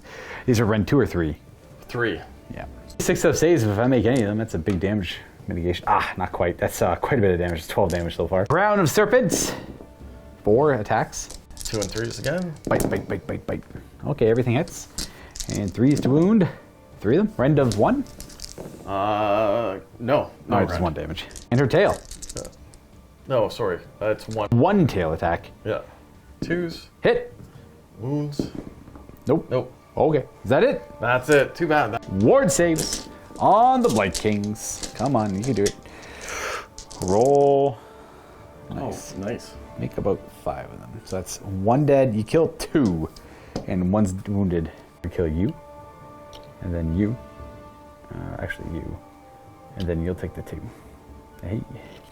At the end of the combat phase, everything goes up disease markers, but they're both at 7. They're going to go up to 3, and the iron scale will be corrupted. Then the unit near the sun take a marker, and then the Gladiatrix gets disease, and this goes up to 2. Also, at the end of the combat phase, the Blight Kings are relentless attackers. I am going to pick the Witch Elves, and I'm going to roll a die for every model in my unit of Blight Kings that's within 3 inches of them. And then for every roll that is over their wound characteristic, they take a mortal wound. So in this case, it looks like it's only 5 guys, maybe 6. I'm only going to roll a 5 though, because it's with every one of my models within 3. So 5, you take 5 mortal wounds. They have a ward save. They do have a 6-up ward save, but they're about to take 7 more probably afterwards. So we'll see. Yeah. That 5. 5 of them. Yep. 6-up wards. Let's see. Nope. They're all dead. Boom. They get rolled over by them. Okay, and then we are on to Battle Shock phase. I lost some Blight Kings over here. I don't think I can run. Definitely not gonna run away on a 2 on that guy. And I think that's the only one because you don't lower my bravery, do you? No. 3 plus 4 is 7. I lost 3 there, and then lost 2 Nurglings with their bravery 10, and then on to actual disease points and everything too. She started the Battle Shock phase, I knew that. On them, they take no mortal wounds, so they're okay, they're back down to 1.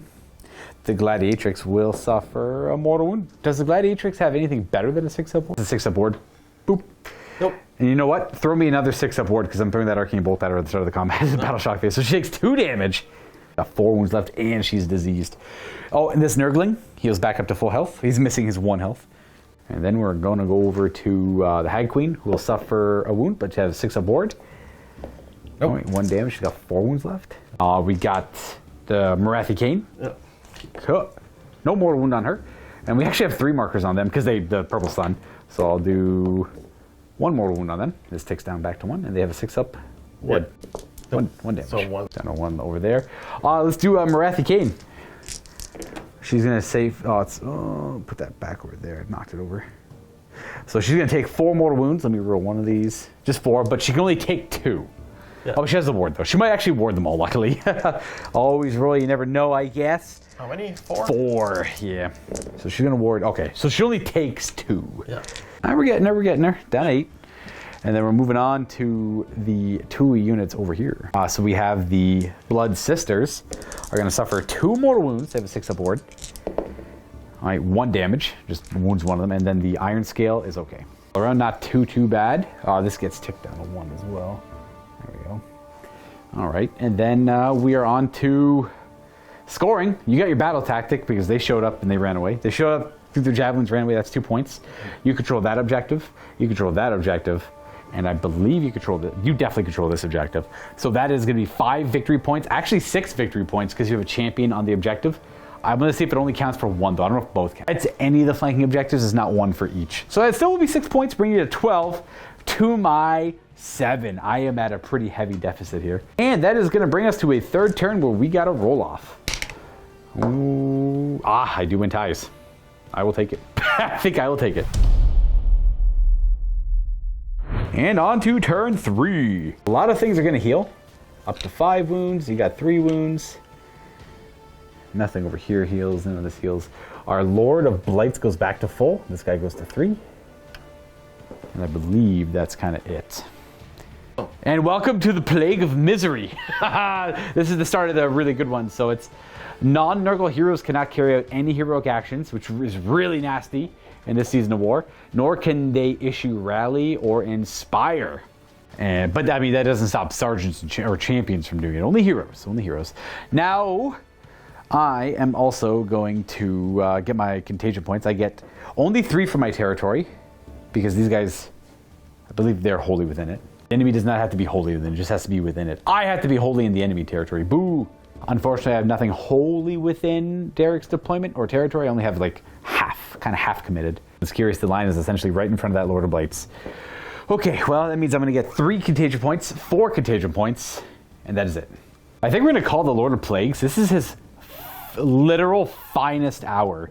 This is it, guys. This is where he's going to chime in and +1 to wound, +1 to a save.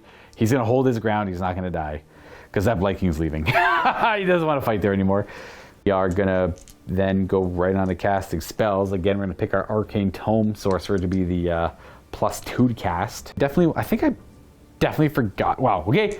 It's a good thing I put that disclaimer that I totally recorded at the beginning of this battle report, where I'm going to forget literally every rule in my army. They had Mystic Shield from Morathi's attacks last time. Mystic Shield, come on, guys. Man. Okay, I got a 6. I rolled an 8. I'd recommend you could try and stop it. You need to roll a 9 to stop it, though. 9? I'll try. 9. Yes, sir. Nope. No. I got Mystic Shield again on them. Too far to backtrack. I don't want to. Okay. That means also, would you like to get rid of that endless spell? Didn't give you. You can't. You have to use one of your dispels, unbinds from Morathi if you wanted to. Yeah. Or just let it keep going hot. Or she has an unbind too. Oh, she does. Did you want to try and get rid of it? You have to do it now, kind of. Yeah. Let's try it. Looking for a 9. Let's see what we get. No, it still exists forever and always. All right, that means because I wouldn't be able to cast it again if you got rid of it this turn. So our second spell is going to totally be a Blades of Putrefaction, I guess. Oh, we got it. Oops, sorry. I'm going to try it with the second dispel. Okay, another unbind coming up, and you do not stop it. Already. Wizard there is going to attempt a Gift of Disease, fails it, and then this wizard over here is going to Arcane Bolt. Passes. Ooh, I wonder. Bolting over there. If I was smarter, I would have called the bigger Stream of Corruption, but this is before you roll. So he is going to have an Arcane Bolt. Okay. And I'm just going to loose it. I'm just going to do a mortal wound to the Gladiatrix before I forget. It'll be technically in a second, but nothing else is going to happen over here. So 6 up ward. Boop. Nope. And then, because we're on turn 3, your whole army is acting in turn 4, other than a few things that'll be in turn 5. Yeah. The only thing being in turn 5 is your general, way over on that side of the battlefield right now. However, that means everything in your army is +1 to hit and wound right now, which is kind of scary. What do you got? We're at 3 wounds left? Yeah. That's not too bad. Okay, well, that's it for spell casting. We are on to moving this purple sun. 8's about here. Okay. Boom. We're just going to get Morathi within the 6 there to reduce her save by 1. The Shadow Queen, I should say, more specifically. Let's go ahead and roll up to see if I eat one of these models. On a 1. Yum, yum, yum, yum, yum. Nope. but the threat is always there. Yeah. And plus, it's cool with the Nurgle ones because it spreads disease and everything as well. So these guys are going to tick up to 2. Okay. Because essentially at the end of the movement phase, Morathi's too far away. And then I'm going to go into my actual movement phase. I know it's at the end, but that's not going to go anywhere. It's not going to change anything. I am going to retreat that Blight King. I'm going to back it up to over here. Just because I want to try and rally him on your next turn. This guy's going to stay here and fight. Then in the movement phase, I can take both of them up. Give you some disease.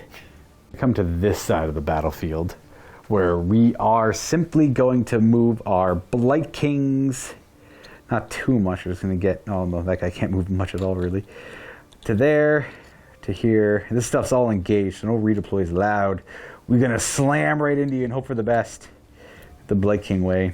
This character's going to move forward. We get extra victory points now. Gosh, I think it's too little too late, though. Plague Bears are going to move towards the Khaine in the back here that are a threat. They're going to redeploy for command point. Yep. The champion issuing it themselves is 5. Ooh, 5, that's pretty good. That sucks for me because I only move 4. That's okay. Stay away from me. That's all this was for. Stay away. I don't think I won't try. I'll still try. I'll still try. Okay. Well, I am going to move a couple more things. We're going to move you up to there. We're going to move you up as well. Just to stay near those 2 lads. Outside of 3 of Morathi there, naturally. And, actually a little further back. And then this Lord of Blights. I don't know what I want him to do. Lord of Blights just moving up and around.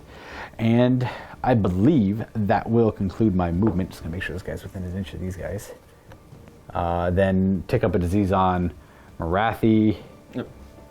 Did I fail the Gift of Plagues? I think I did, or else I would have done it right totally. Oh gosh, why can't I remember anything? Tick these guys up. The Nurglings are gifting them with a glorious disease. Yeah, I was trying to remember the spells. I failed to get the disease. Blades of Putrefaction when I never said who it went on. I was double checking because I couldn't remember. I meant to put it on these guys. I just never said in the camera. I'm like, did I put it on them? It makes no sense to put it on them. No, it's on them. So Blades of Putrefaction on the Plague Bearers. Movement's pretty much done. We're going to summon more Plague Bearers here. Well, movement is done. And then we're going to go on the shooting phase, which is like 2 shots. And voila, Plague Bearers. 14 out of our 15 contagion points. More than 9 away from the Khaine and Morathi over there. Now shooting, I'm not even going to bother. It's not going to matter. It's like 2 shots at the big witch over there. So we're going to go on to charging. And we are going to charge with our Blight Kings, I believe. Let's get the wizard in there. He's going to charge 10. Nice, look at that. Go wizard. And then we're going to charge with the Blight Kings. 12. Awesome. Look at that. We're going to have you go there. We're going to have you fight here. And then we're going to go get Nastin in there. Ooh, yeah. These guys are part of, because they're not with the other guy, these are Galician veterans, so they get to fight in extra ranks. Should be good there on the charge. Let's try to see what these Plague Bears can amass on their charge. They're going to roll an 11. Wonderful. Not a great charge. I don't expect to do much damage with them, but I can't afford to commit everything to them, so I'm going to keep these 5 over here. This one on the corner up there is just in the corner behind the train, just so you can see how I have them staggered out, so they're models on the objective, so the champions even over here. These ones are going to declare charge. They need a 9. Okay, they get a 9. There you go. Right into the Khaine over here. Charging into the forest there. To engage them, they are not part of any battalions, so they are not going to be doing anything too fancy. And I believe that is it for charging. He's going to give that Blight King +1 attack, even though it doesn't matter too much. And I think that's kind of all she wrote. So we are going to go ahead and fight first with these Blight Kings over here. Make sure I like blow through as many of them as I can. We're going to put all 25 attacks into the Witch Elves. Okay. Because they can attack. These 2 models are providing these 3 models attacks. Okay. And I think I'm going to save my command point. I'm going to save on the all-out defense. We're just going to take the hit from the Kings. These are 3s to hit. This is the first 15 out of 25. We got 2 misses and 1 disease marker. And then 3s to wound. Boom, boom, boom, boom. This is going to be 3, 7, 8 so far. And the next volley, I rolled too many dice. Not sure we were rolling 10, so that's 5. Let's reroll it. 10. That's what I need to roll. So no more disease and a couple misses. And 3. So on top of the 8 wounds, you're going to be taking another, 14 in total. These ones are currently only battle round 4, so they get +1 to hit and wound, but no 5 up board save. Here's the 6 up board. Aha. Okay, well, they take, they're all dead. Yeah, they're all dead. They are all dead. So they get Blight Kinged. That will kind of secure this flank a little bit. And then we're going to go to this side into my Lord of Plagues from the Blood Sisters. Yeah. They're all +1 to hit and wound right now too. Yeah. I'm going to ball their all-out defensing because I know he's fine. He's perfectly fine. There's no way he's going to die right now. 2 2s. Uh-oh. And these are 3s to wound normally, so 2s, because they're really angry. That's 11 wounding hits, so these are, he gets +1 to a save, so he's back to a 4-up. Okay, that's quite, well, that's about half pass. And then these are 5-up ward saves. Oh, he does live, kind of. They do get to do a mortal wound to him on it. He's got 1 wound left. After then attacking on a 2-up, they can do a mortal wound. Yeah. They do. Does he ward it? He does. Ah. He lives. Would love for him to live here.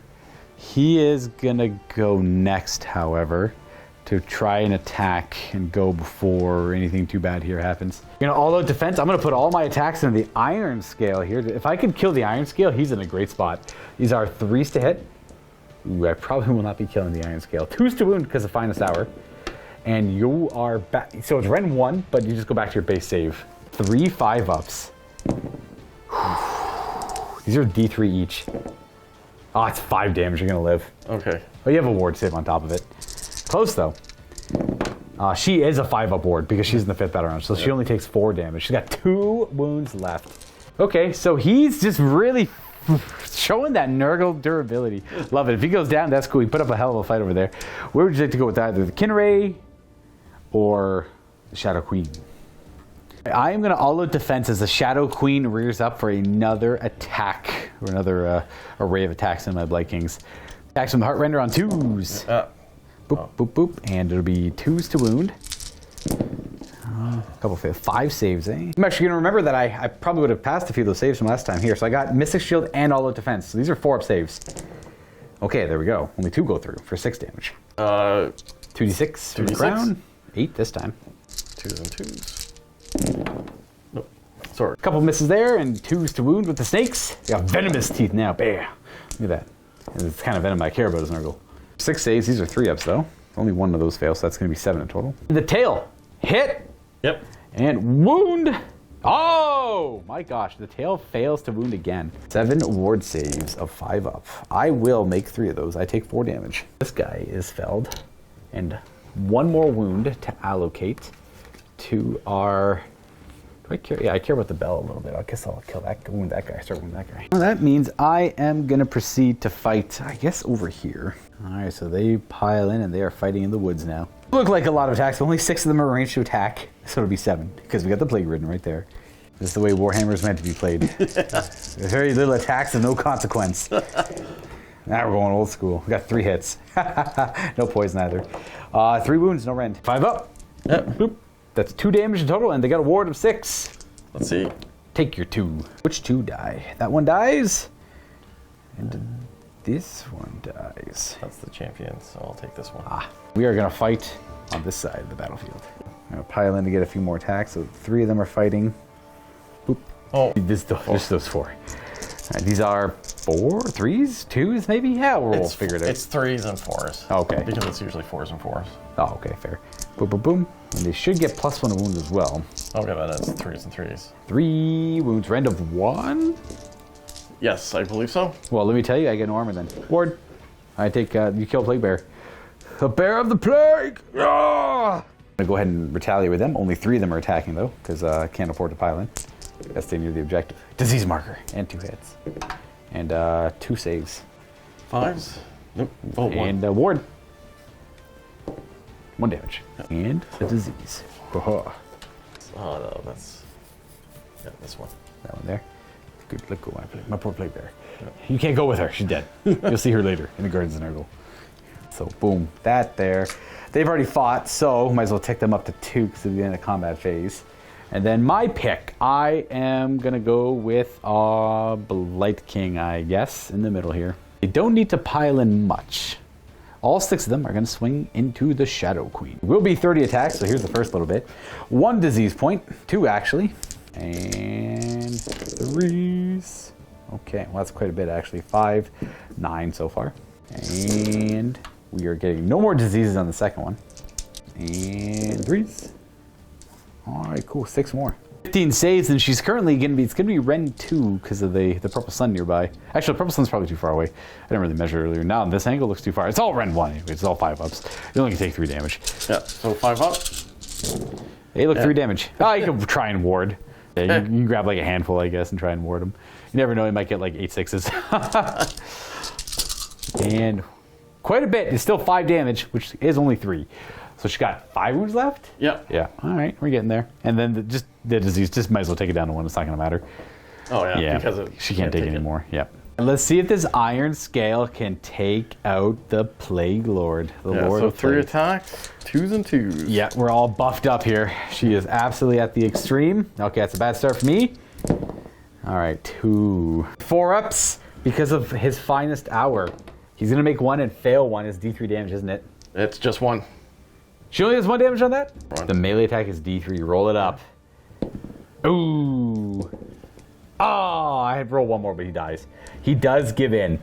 I was hoping to keep him around to do a little bit more corruption. A hell of a fight, though. Oh, yeah. Not a bad fight at all. Okay.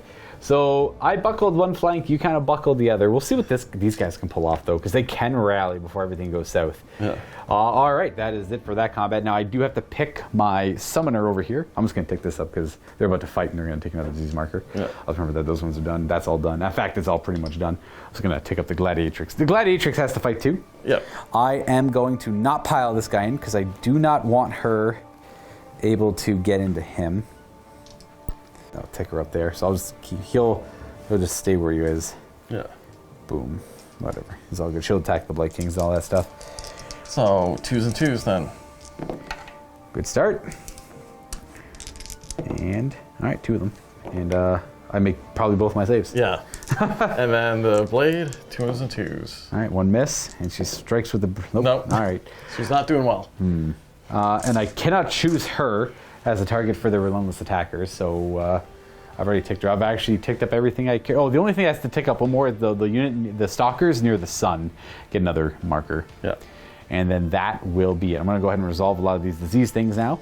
How many wounds does this Gladiatrix have left? 3 remaining wounds, eh? Well, no, there's that battle. Oh, you have a fight. Yeah, there's one more fight. These ladies here, they could pile in and strike. Yeah. Aha. So 4, 2s, 3s and 2. 3s and 3s? Yeah. Oh, a couple hits. I'm not. Okay, Nope. Yep, there we go. All right, now might as well go with diseases over here. They're going to take 1 mortal wound, which they have a 6 up ward. Nope. Okay, doesn't matter which one dies? Nope. That's the champion, so you probably just want to lose this one. Yeah. Boom. And then we'll take both nationals. I'm just going to put this one back where it was. And then that takes to 1. Yep. And then we're going to move along to these ladies. That's 2 mortal wounds on them. Ideal. And warding, one of them. It's going to reset. And who dies this I'll day? take this one. That one there. Boom. All right. It's going to. It's all good. There we go. And we go to the Gladiatrix, who's going to suffer 2 mortal wounds. Let's see. Oh, she only takes 1. 2's left and is diseased. She's hanging on, but not hopefully too much longer. I forgot for these Plague Bears, I lost them all, so on a 1, they get a Plague Bear back. Nice. I'm going to bring them back onto the objective back here.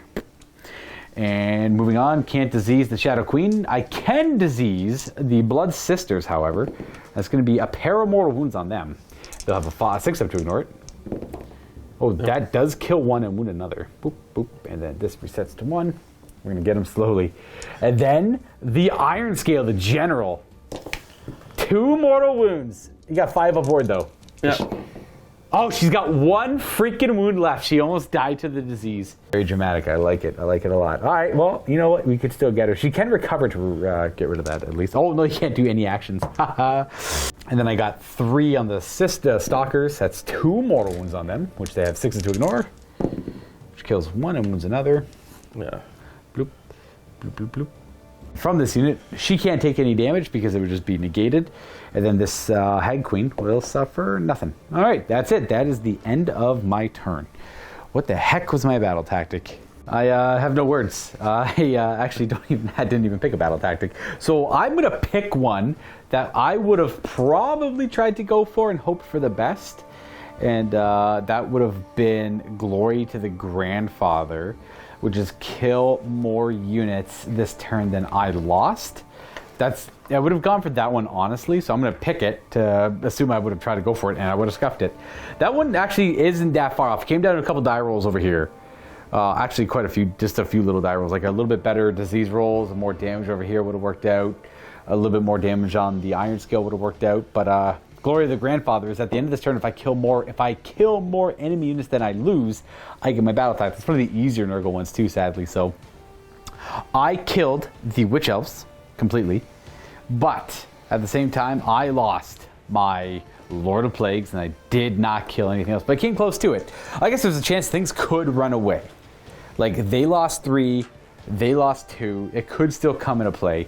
I was trying to figure out like what my battle tactic was. I was checking the clips and everything, and then Derek's like, "Dude, just pick like literally anything." I'm like, I don't know, man. Like at this point, it's just comical. Like I cannot like get this game down. I don't know what's up, guys. I apologize. Hopefully, you're laughing at it to some degree, though. However, I could still technically get glory to the grandfather here. So why don't you go ahead and roll me up? I guess you could inspire though.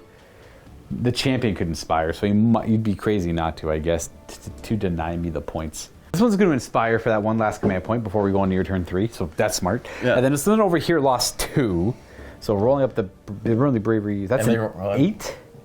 That's you rolled an 8, and they're bravery 7? Yep. Oh, it's only 2 run. That means they're still good. Only 2 run? Yeah, of the 3, you're good to go. So not so bad. Hey, that means, you know what? I'll take it, though. I mean, I'll still take the damage, I guess. And I do get 3 victory points because I'm on 1 with a champion and then a second one over here, but not more than Derek. So I only get 3 points there. However, you know, it's fine. We're at 10 points at the end of turn 3. Derek's at 12. He still gets to go on turn 3. So that's where it gets bad. It's all about... I don't know. Whatever this nonsense is. I'll figure it out. Maybe I'll just get like, I'll be able to get like at least 1 or 2 battle attacks on turn 4 or 5. Maybe that'll matter. Maybe I'll be able to figure it out. And this is a recap. Currently I'm at 10 points. And then Derek is at 12, but he's fully capable of scoring a bunch right now. And 2-to-1 command points. All right, what's the plan? Going to do Tide of Blades, get 2 units wholly within your territory. It's not too bad. Yeah. Because my territory is here to here and like above that line. So Morathi's not wholly within it, but obviously you could fly in. They could get in as well. The only thing is these guys are susceptible to disease. This one has a 50-50 dead, essentially. Yeah. And okay, no actions though because of misery. Yeah. So right to my heroic actions. What did I want to do? Still think I wanted leadership on my... He can be shot at, which is unfortunate, but he's within 3 of the Blight King. So I'll go for leadership on him. He does not get it. All right, well, nothing else was overly valuable. And then also at the beginning, I'm going to rally this guy for 1 of my command points. So I am missing 4 Blight Kings, and on 6s, I get some of them back. I get back 2 Blight Kings. We got a fighting chance. We suddenly have a fighting chance on this flank here. I got to figure out where my territory is, because these guys can try and block it a little bit. There we go. All right, heck yeah, there they are, living the best life. The champion, unfortunately, is still the wounded one, so he's got to continue taking wounds. But I'm down to 1 command point. That's kind of it. Do you want to try and dispel the Purple Sun? I am going to, well, I want to cast magic, so... You have to dispel first is the problem, yeah. So I'm going to try. Yeah. She has 3, so I'll do... Okay. Well, she has 3. It'd be her, yeah. It's the same idea, though. Yeah. Looking for a 9. Boop. Nope, it still lives. She still has 2 casts, though. Gonna go for a Mind Razor, and if anyone's curious, this guy will get plus... The same guy will always get +2, for the most part. Ooh. 10. Actually, guy with a 10. That's bad. I gotta try and stop that. So we need to show a 9 on the dice to stop it. That's an 8. Ah, so close. All right, well, I've been stopping the magic for the most part. Okay, the Mind Razor pretty much just takes that just nullifies that rally. Mind Razor is very powerful. Yeah. All right, and then you still have 2 casts over here. Yeah, so I am going to do... Try Pit of Shades. And that's a 1 and a 2. All right, that's a fail. Oh my god. You and these guys. And then the dark, the Ulgu. Yeah, the horror Ulgu. Yep. 10. I'll try and stop it. I need an 11, though. That's a 6 and a 3. Nope. Not quite. So this is a D6 roll, so it does D3 mortal wounds to them, which just is 1. And they will ward save it. Yeah. Opt to not fire the blood sockers there because you only have 1. Derek only has 1 command point. Okay, so then we have regular movement. Yeah, these guys are going to fall back. Yes, they are going to come enter my... That's 1 of 2 units you need in my deployment zone. Yeah. Second squad does the same thing. Coming on over this way. So that's 2 squads in my territory, though one of them 50-50 could die. So we got to get another unit in here. That will be it for movement. We're going to go right on to ticking up diseases, where it only really matters on the Shadow Queen and the ones... Oh, I got to move the sun, of course. Wow. The sun's going to just keep... It's not really doing what I... Because it's weird, because it's an army that doesn't really have any saves, so I don't really need the negation on the Purple Sun. So we're going to end it right here. I can't quite get to within 1 inch of the Hag Queen, so I'm going to roll a die. Keep them within 3 all around. Roll a die. Nope, they're good. So just now it's into the move phase, just ticking up diseases on this. That's still a useful thing to do. Boom, boom, and they should be at 2. Yeah. Shadow Queen goes up to 2, and then the Gladiatrix also goes up to 2. Brings it right to shooting. What are you thinking? Where do you want to start? I'm going to I doubt I'm going to take them all out, so I'm going to soften them up with 20 shots. No, not 20. 2, 4, 6, 8, 10, 12, 14, 16, 18. 18, yeah. They're all going to shoot into these Blight King. Yeah, just shuffle them a little bit to make more sense what they want to do. Yeah. Do I want to all-out defense here? This is a tough one because it's so... No, I'm not going to bother. It's so freaking ridiculous. 3s to hit with the bows because the pluses only work on melee attacks. There's 2 mortal wounds in there. Oh, then I got to take 2 dice out because... Oh, yeah, that's right, yeah. And then these are 3s to wound. All right, here's 8 5-ups. Okay, well, all the defense will stop with 1 less. That's fine, I guess. And then 2 more wounds on top of that for the ward. We're going to ward. Ooh, nice. 4 of them. 2 damage. This guy's got 1 wound left. The Melusse shooting. 3 attacks. I don't know if she... Yeah, 1 miss. And 2 wounds. Rend of 1, so 5-ups. I will make 1, and then 1 damage. I am not resilient. The champion goes down. And then we have the gaze of the Shadow Queen into combat here, into the Blight Kings. 1 attack. It's a hit. You better believe it's a wound. Rend of 3? Yep. Rend of 3. They do have Mystic Shield, so 6 up.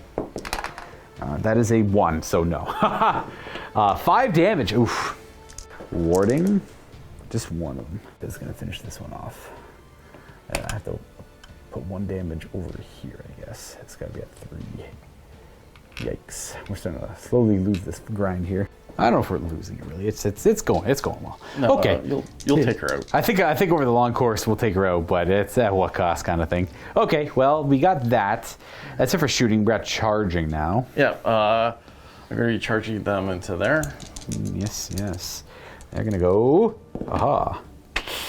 With a +1, that might still fail. That's not going to be happening. Yeah, I'll use mine. I need this. That's a good thing you saved the command point, or else that would have scuffed up the whole battle tactic. Okay, there you go. They get to go up to 8 inches. Iron Scale? The Iron Scale will attempt to go in there before she dies to the disease. Yeah. Anyone's curious, the line for my territory is about right here.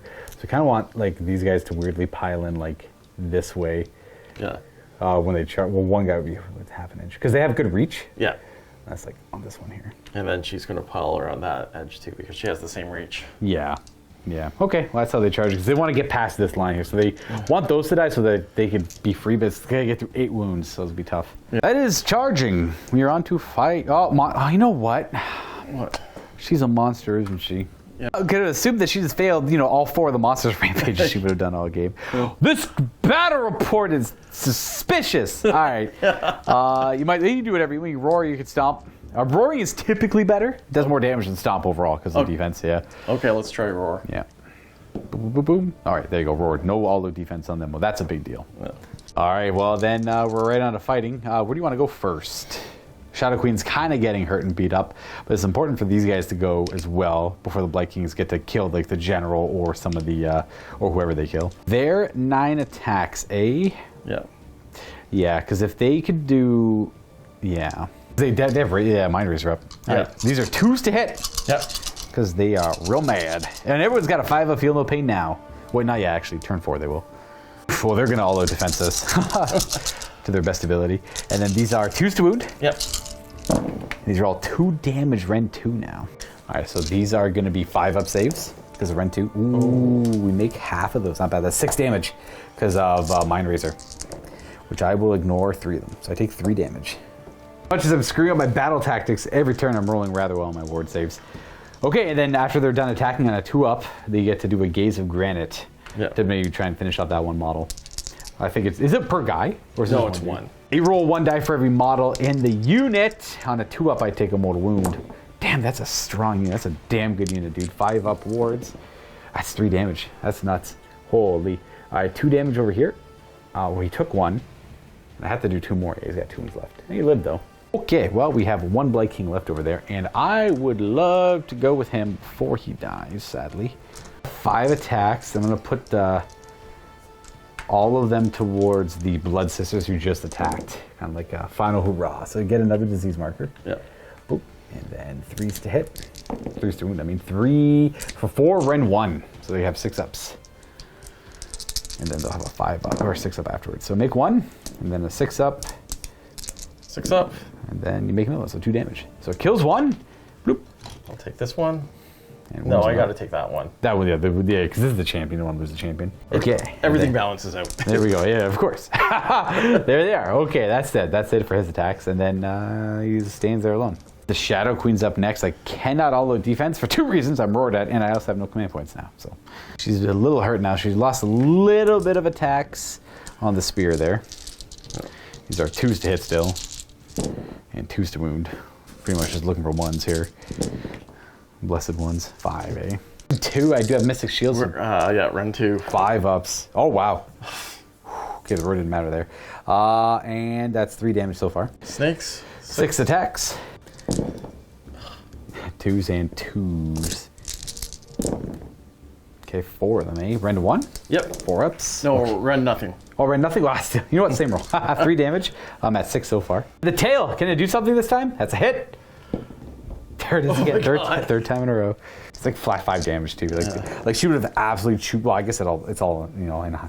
So it's 5 damage. That's my wards. It kills 1 and brings another down to 2. All right, well, we're gonna kill this one off, and then that means you can go down to 2 now, I guess. All right, then I guess I get to go. Do I even have any worthwhile fights anywhere? This is the only fight I can really pick over here, I guess. Let's do 25 attacks into the Gladiatrix. Let's do these. She's got max disease markers, and then I'm just gonna take these, and then she got 5 saves. Yeah. Like all 6s? We'll take a look. Nope. And then you do a couple wards for me there too. Why not? She did. Yeah. There we go. Got her. All right, and then that is on to the Iron Scale, the general attacking. 2s to hit. Wow. And wow, 2 of them, eh? Rend of 2 or 1? Oh, it's D3. Rend 1, 2 damage. All right, so although defense, we're back to 4s. Make 1 fail, 1 D3 damage it up. I got 2 wounds. Oh, 2. Ward, 1 wound left. He's alive. A single wound remaining. And he's there to plague them all. He would have piled in and attacked over here. Not quite getting her to where she wants to be. We're hoping that these ladies live. I'm gonna scuff this one, I think. It might be a little suspicious on this one, yeah. Because the rally was really helpful. The goal was to like charge like where he would have gotten him into the territory easier, but I rallied like further out. Yeah. So it kind of screwed up a little bit. We're gonna attack with these Blight Kings into the Shadow Queen, I guess. So they pile in, it'll be Is this one too? not yet. Got 4 of them there, so it's gonna be 20 attacks. Realize I only rolled 15, so here's another 5. There we go. And then these are all misses, and you get 2 more disease markers on our friend, the Shadow Queen. I don't know if it's going to matter too much. 3s to wound, and then a bunch of saves at Rend 1. 5 disease markers, and she's got 7 Rend 1 saves to make. And it should be 5s. Oh, that is going to be a whole 3 passes and 4 ward saves. Looking at 6s. There's the 3 damage right there. Don't have to worry about the disease markers. 2 wounds left. She's got 1 turn left if she keeps up the fight. Okay, well, I believe that's it for fighting. I think that's it for fighting. Yeah, it should be it for fighting. All right, so disease markers, these go up. Bloop, bloop. You could reduce the Shadow Queen and Morathis. They don't have to worry about it. And then keep those where they are, because I already ticked them up. These ones are fine, and that's kind of it. So we're on to the start of the battle shock phase. We're going to roll for that one lone one, who is going to be... Ooh, got a ward save, though. Can she die? Can she live? Oh, she does die. Because it's only a 6-up right now, so that is... She coughs up her lungs and does not continue this fight. That's not ideal. This one takes a mortal wound as well. Which are good. All right, nice. Your general suffers no mortal wounds. I hate her. God dang it. The other ones are going to suffer 3 mortal wounds on the Blood Sisters. They have a 6-up ward. And they're all dead. They're 2 wounds each. Nah, there's only 3 wounds left in the unit. Oh my god, they're all dead. Yeah, they died of the sickness. Now don't worry about the Shadow Queen and all that nonsense over there. So that Hag Queen back there has 3 on her because she takes 2 mortal wounds. She'll have 2 ward saves back here, which will be 6-ups. Let's see. Oh, she takes 2. She's got 1 left. Two left? Two left. Two left, okay. And then we have 3 on the Bloodstalkers. Let's see if I do any damage. I only do 2. Only 2. 6 ups. 6 ups. All right, 2 more. So kills 1 and wounds another, because they've just been floating 1 wound the whole time. Yeah. Yeah, just kind of whichever one. Yeah, they moved around a little bit there. Yeah. All right, and that gets back down to 1. So now we're on to turn 4. Derek's whole army has a 5 up ward save, as opposed to the 6 up, because that's the power through pain. We'd be on turn 5 normally, but Hagnar makes it up 1 more turn. So that is the end of Derek's turn. Unfortunately, the battle tactic is scuffed because of the stupid fence blocking Morathi. And then this one not living. It's a 50-50 for that one. And then hoping to roll a little bit bigger on the charge to then have the 1 kill and then the other one pile in and get into the territory, which would have been around here, the line for the territory there. But you still get 1 objective, 2 objectives, but just the 2 points because there's no champion near it. By 4 points. Not bad. We have a roll off now. Okay. A 1. Uh-oh. Oh, no. Well, okay. I'll let you decide on what you want to do there. 4, Derek decides that. These are removed at the start of the 4th battle round. Look at that. Boom. Gone. Now the landslides have come into play. These parts of the battlefield are quickly being overrun by debris and stone and mud and clay and dirt and maybe a little bit of water. Pushing us into the middle here a little bit. You definitely want to go? Yeah, I definitely want to go. Okay, fair. Do you know what you want for your battle tactic? Hatred of Chaos. I got to kill 2 chaos units this turn. Well, that's easy. Can I survive the dubious double turn here? I do get 3 command points, and because that stupid Iron Scale lived, you get your 2nd command point there as well. I'm down by 4 points, and it is currently your turn. Let's kill 2 chaos units. There's one right there, lined up and ready to go. This is a dead man. Boom. They actually do hero phase actions, yeah. They are allowed. But now the new cycle is Nauseous Revulsion, -1 to charge rolls against my units, and no piling in closer, so whatever you charge is what you get. Do leadership? Yeah, leadership on Morathi. Khaine says no. Oh, okay. Because I'm going 2nd in the battle round, I could do 2 heroic actions with the same dude if I want to. Sorry, 2 different heroic actions with the same dude. I'm going to attempt leadership on my lord, my general, so he gets it. Boom. And I'm going to give him Finest Hour because he's kind of stuck like Chuck. The one who can cast Mind Razor on. So. Yeah, she's going to try and get rid of the Purple Sun. Yeah. And this is the turn. Purple Sun's out of here. Gone. Boom. Thank you. Well, I guess it did some stuff. I try a Pit of Shadows into this unit, which is from Maggotkin. This 5 is a fail. No magic from Maggotkin this game. No, and then 2nd cast of 3. Well, she do the dark horror of Ulgu is the next. dark horror of Ulgu. Nope, 4. It's a 4, okay. You gotta roll higher than a 6. Yeah. Gotta roll higher than a 6. And then she got 1 more cast. Mystic Shield the Dark Stalkers, that's a fail too. That's all 3 fails. That's insane, dude. You just failed all 3 spells in Maggotkin. Yeah. Okay. Do you want to tell them to fire in the command phase? Yes, I do with 1. You have 1 command point left after this, and loose! You got to figure out where you want to go with them, though. And we're going to fire them now. So these 3 are going to fire into this Blight King, and the remaining 5 are going to go into these Blight Kings over here. So 3s and 3s.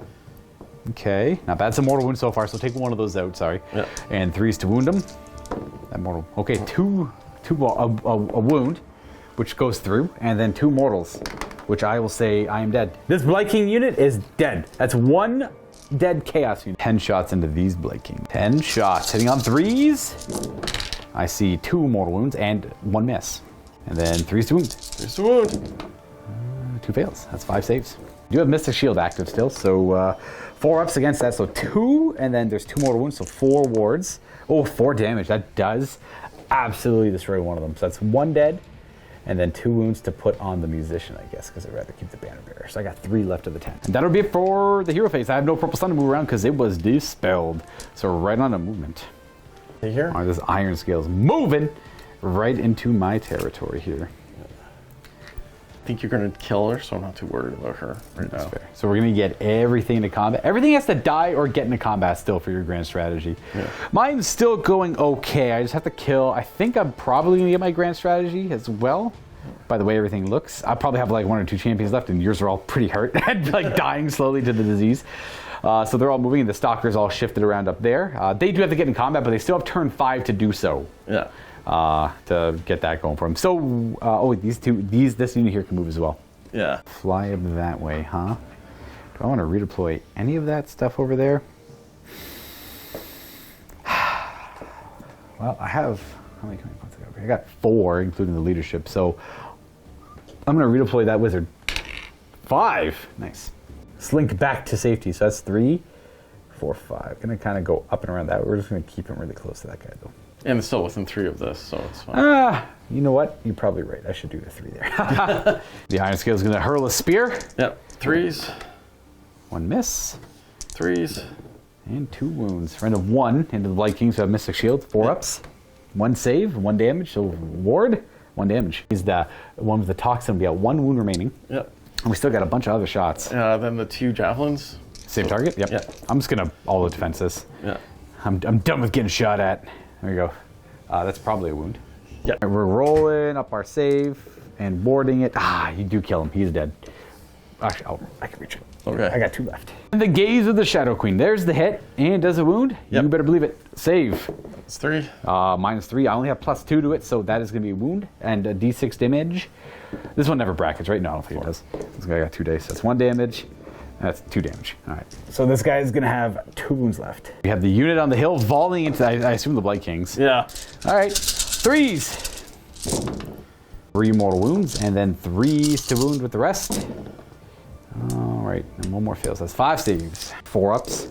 Actually, +2. These are 3 ups. So 1 fail and 3 mortal wounds. That's 4 ward saves. And we take 3 damage. This guy, 2 on him. And this guy's got 3 wounds left because he's got 5 on his wound characters. So he'll go to the bitter end. And scale. The Iron Scale is charging +1 and -1 to the charge roll because of various rules. Yeah. An 8 is probably good though. Fire goal. I need that for the... Boom. Just go there. Just don't want to engage those wizards over there. Yeah. There we go. So charging over there. That's it for charges. Fair. Then you get to go. You want to stomp or roar? You probably, this stomping is much better in this case. So we got 3 wounds left. So Okay, let's try stomp. stomping. Yep. D3. And it'll do 2, which I ignore none. So I got 1 wound left on this guy. 1 wound left, eh? Interesting. Probably with Morathi Shadow Queen first. Yeah, that's what I'm thinking. I'm just gonna roll. Wait, I'm gonna do a quick one here. I failed that one, 3 damage, and he's dead. There you go. Look at that. Okay, well, There sure we go. thing. Assuming you hit and wounded with 3 of those. Yeah, roll me these like 5 or 6 dice. Just I guess like we're doing the whole thing now properly anyways. So 2s and 2s, and I failed one of them. And yeah, there you go. Perfect. There's 3 there. Perfect. Yeah. She's eligible to pile in if she wants to. The Iron Scale who charged. But I don't know if you really want to. I don't think I want to right There's now. no reason to really. Okay. Well, that will be the end of your turn. Yep. But we got to do some diseases. Start with these kin right here. That's a mortal wound. They have a 5 up ward because Hagnar. That's one of them dead. Bloop, just the champion left. And then we have the general who is going to suffer a mortal wound finally and has a 5 up ward. She does not want to give up this fight. We got the Shadow Queen who is going to not take a mortal wound. Then we're going to do Morathi Khaine, who does not take a mortal wound. There's 2 who's left over there. Nice. Yep. All right, and then we got the Hag Queen, who's going to not take a mortal wound, and then we have the Stalkers, who will not take a mortal wound. All right, so the one over there.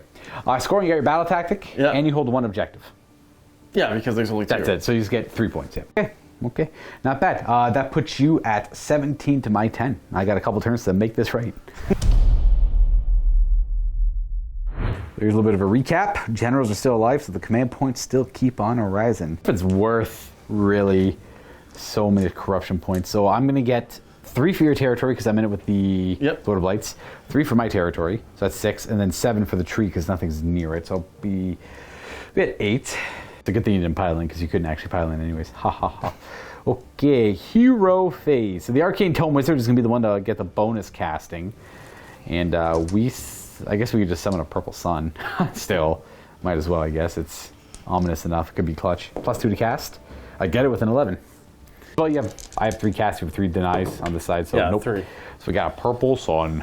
He's back. I probably should have gone over what I wanted for battle tactics, because apparently battle tactics are just a thing I'm not going to remember this game. This one's easy though. I'm going to go eye for an eye. Just kill one of your units. I got many options here that are on 1 wound, so I should be able to pop off here at some point, and I have to steal your objective from you. So anyways, that is that. We did find a star on the buddy there, so he is going to go ahead and go for a leadership, I guess. He fails it, that's fine. And what did you want to do? You can try to recover. which is kind of interesting in several places here because you can remove the disease markers if you recover. But the problem is they're both kind of affected by a disease marker. Yeah, see, I'm not going to worry about them. If I recover her, she might be doing a bit. That's true. Yeah, you could help her out if you want to recover her. I got no negatives to leadership, so just a straight up recovery roll. Yep. So you have to roll at 2d6 on her bravery. Well, okay. Old school leadership check here, essentially. Don't roll high.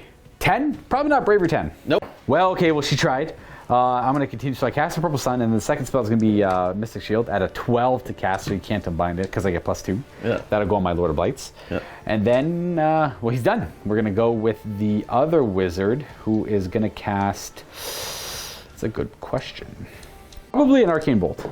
I got it with a 10. I'm going to try to. You might as well. No. So he's got an Arcane Bolt. He's ready to suicide into the Shadow Queen. This one over here, I'm not going to bother casting anything because there is nothing to cast of value. I don't really like the Maggotkin lore too much. It's not bad, but they get a lot more value in the generic stuff. I guess I could just give him... No, Flaming Weapon. Flaming Weapon's actually not the worst on him, too. I'll consider it in the future. Now it is movement time. So I need to kill one of your stings. We're going to keep... All of this is going to stay still for the most part. Because I don't want to trigger... I don't want to get within 9 of these, so I can freely move some of this stuff here. Move the Plague Bears up closer to this little Khaine, and then these Plague Bears are going to run again, just to square up over here, but they're not going to get within 9 of anything over here. Back to where they started. We are going to run these. I'm going to add to double those Blight Kings for a command point. That'll bring me down to 2 command points. The Nurglings are going to run, the Wizard's going to run. Trying to keep up, but ultimately going to be falling behind. Man, today's not my day. I forgot to move the Purple Sun. It was just going to move in between those 2 units, so nothing too dramatic. Could park its Keisha right up here. So it could go to right here, but I want to keep it within an inch of that Hag Queen. Yeah, I don't want to roll for that Hag Queen now. It'll make my job a lot easier right now if I roll a 1. Hag Queen is still alive. Screw it, I'm going to risk a bunch of redeploys. I'm going to move my... I'm going to move this wizard with the Arcane Bolt. Wait, yeah, he's the one with Arcane Bolt. Just to right there, would you like to redeploy anything? The world is your oyster? I don't know. I'm trying to bait you into, like, rolling a redeploy because I want to kill the Hag Queen. Yeah. Because I want this guy to run onto the objective and take it. Because that'll be hold 2 objectives and more than you. Yeah. So it'll be worth quite a bit of points. But the problem is the Hag Queen, if I just move on to the objective, the Hag Queen can redeploy onto the objective. And then make it so it's contested. It's just yours fully, and only he counts as 2, you count as 2, so I can't do much about it. And I was trying to kill her there with that. However, if you redeploy the Hag Queen, I can just shoot Arcane Bolts at her and hopefully she dies to disease or something and still run the objective. A lot of options here, but a lot of die rolling. Yeah. I'm just going to move my Blight King towards the objective. So she was just like a little bit away from the objective. She was supposed to remain within 6, so she was just adjusted her back. It doesn't change much there. The Purple Sun just ends within an inch of her. Okay, no, any redeploys off him? Or no, off that move there? No. Everything's going to stay where it is? Okay. And then this guy's going to stay where he is too, and that's it. We're right on to shooting. We are on to charging. So we are going to start with, I guess these Plague Bears are going to charge. We get an 8. Ooh. I'll move the Plague Ridden first and see what I can do with the other ones after. Just kind of charging like so. Just trying to take out that 1 there. Just get that eye for an eye, I suppose, and then work towards pushing up the middle here. And then we're going to charge our wizard in. Yeah. Charge our wizard in. Do I go into Morathi game with that? Or I don't get anything bonus if my champion kills a champion. At least not right now. So yeah, we'll go with our wizard with Arcane Bolt. Charging 12, okay. Well, he will charge right into that Hag Queen. Yeah, right beside the Purple Sun, right between the Hag Queen. Yeah, right there. Nice, good spot. He loves it there. All right, and then that's kind of it, I suppose. Just hoping that the Shadow Queen of Morathi died like passive damage at some point at the end of this turn. I suppose I will charge in also the... What's the reach on the Shadow Queen stuff? Oh. I'll charge in the wizard as well. See what I get here. A 3? Not good enough. I need to get to this side over here. Could pile in and fight there, but I don't... I guess I could.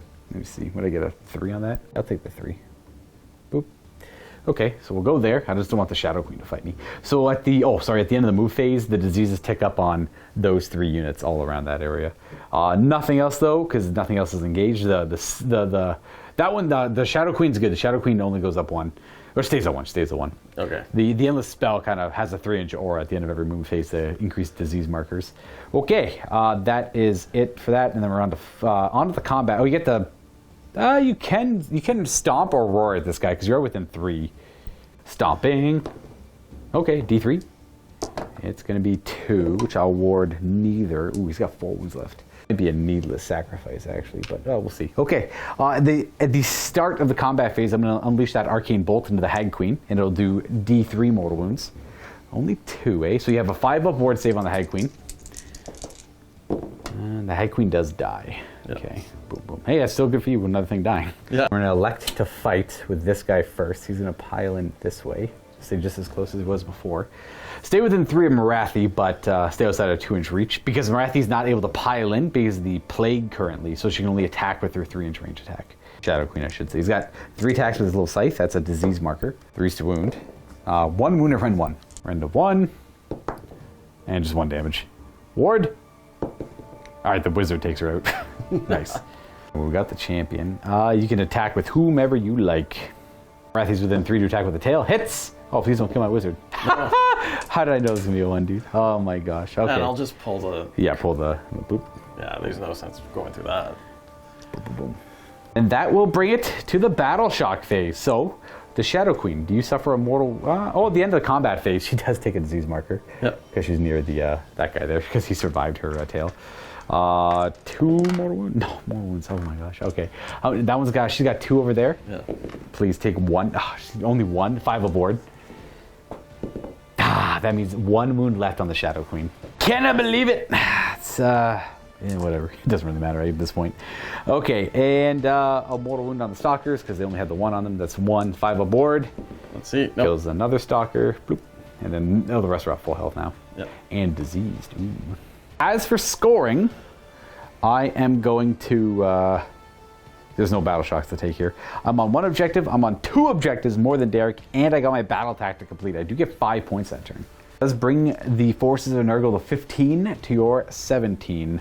We got to roll off now. I got a 2, glorious 2.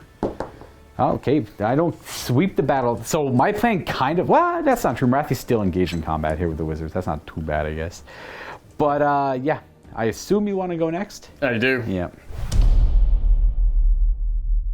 Let me show off this. Currently, I am down by 2 victory points. Your general dead, so you lose some options on battle tactics, but you have the easy eye for an eye available. So kill that wizard, and I will say, it's not going to matter, but it's that wizard's finest hour. I don't think there's any way I could save him. I was kind of hoping the Shadow Queen was going to die to the mortal wounds there. Off by 1, though. Yeah. So, I guess I could still kill with the Purple Sun if I get lucky enough. If it's not dispelled. Yeah. Finest hour on him, try and keep him alive. Okay. So he's only got a 5-up save, so it's not going to be super likely. And I can't recover him because he's engaged with the Shadow Queen. We're just barely within 3 of each other. You're going to try and get rid of the Purple Sun? Yeah, let's see what happens. And nope. Ooh, it sticks around. You still have 2 casts left with the Shadow Queen, though. Yeah, or, sorry, the Morathi Khaine. Shadow Pit against this guy because that has to be invisible. Fair, yeah, it works. Yeah, so. And look for 6. A 12! Oh, I only get +1 to cast on this one guy over here, so I could try and stop it, but I won't. So I guess I'll try. But he gets +1 to unbind, and this using it on here on an 11 is not likely. The other guy's got a basic one. Nah, go for it. I'll let you have it. So this is 2d6. You summon a pit of shades that's trying to consume him, and he has to move out of it. He's only moved 4 though. So the strength of the attack will be 2d6 reduced by my speed of 4. So it's only 2 mortal wounds on him. He's got a 5-up. He does not step out of it that well. He takes 2. The horror of Ulu, the Realm of Shadows. 7. It works. I'll try and stop that one. I need to show a 7 on the dice because I get +1. I do. Nice. All right.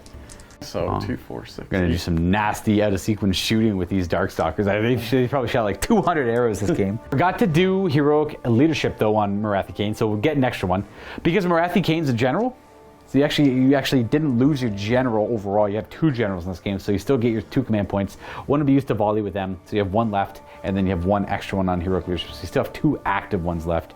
You could try to rally them before they fire, technically. So you're missing 3 of them. So looking for roll 1 more die after that. Boo, and then do any of them come back? That'd be the leadership one, so no. So you still have 1 command point left. They didn't rally, and then they're gonna fire. Yeah. 3s to hit. 6s do mortal wounds. And 3s to wound. Oh, only 2. What the heck? So 2, I make an armor save, and then I have 3 more wounds, or 3 wards. He's got 1 wound left. Okay. And then, At the end of the hero phase, I get to move the purple sun. This could be kind of big. yeah. Could you just move the, let me see actually. I need this to go to right there. But it's not gonna work. It's not gonna, I can't get what I want. Stupid hill. Wait, aha, there we go, perfect. So it's gonna hit them and Morathi. No ones though, so the archers. Ooh, I'll reroll that. Okay, we're good, and then Morathi. Nope, we're good. Okay. I'm gonna actually roll a 1. It's gonna get caught in terrain and make it a little suspect. And we're on to, oh, yep, I suspected that much. Khaine is gonna move. Hello. So they're gonna move to that point there. It's gonna be tough for me to really prevent this. I got 2 characters on there that are worth 4 models. If the Shadow Queen dies or Khaine dies here to the mortal wounds, that'd be ideal too. So in the end of the, is she staying engaged? Or does she want to back up? I got a lot of shooting left. I will not redeploy because both those characters are within 6 of the objectives, so they're both kind of hanging out. And we are gonna hope for the best. Actually, that character will redeploy the wizard. He'll go 5 towards the objective. Okay. Towards my other character, actually. Almost right next to him. Yeah, we're gonna go hang out over there. Just to get them a little bit closer over there, because I need the Blight Kings to come in and support. And then we're gonna shoot. You want to do the? You can do the gaze first. That might be enough to take him out. Okay. To The gaze of the Shadow Queen. Yeah. Hit. All right, now we got some archer fire. We are gonna go ahead and fire. Where are we firing first? I need that one. So 3 into him, and then 4 of the shots into him. He is gonna all-out defense, just try and keep himself alive. Okay. He's pretty durable, but I don't want him taking wounds. So here are 3s to hit with the archers, and 3s to wound. Okay, 3 wounding hits. Well, let me tell you. Oh. Well, he has +1 to his save, which means the 4-ups don't work. And, okay, he does die. There we go. That is eye for an eye accomplished. And my Arcane Tome is dead. And then the rest of the shots into my hero. Yeah. These are 3s to hit him. Yep.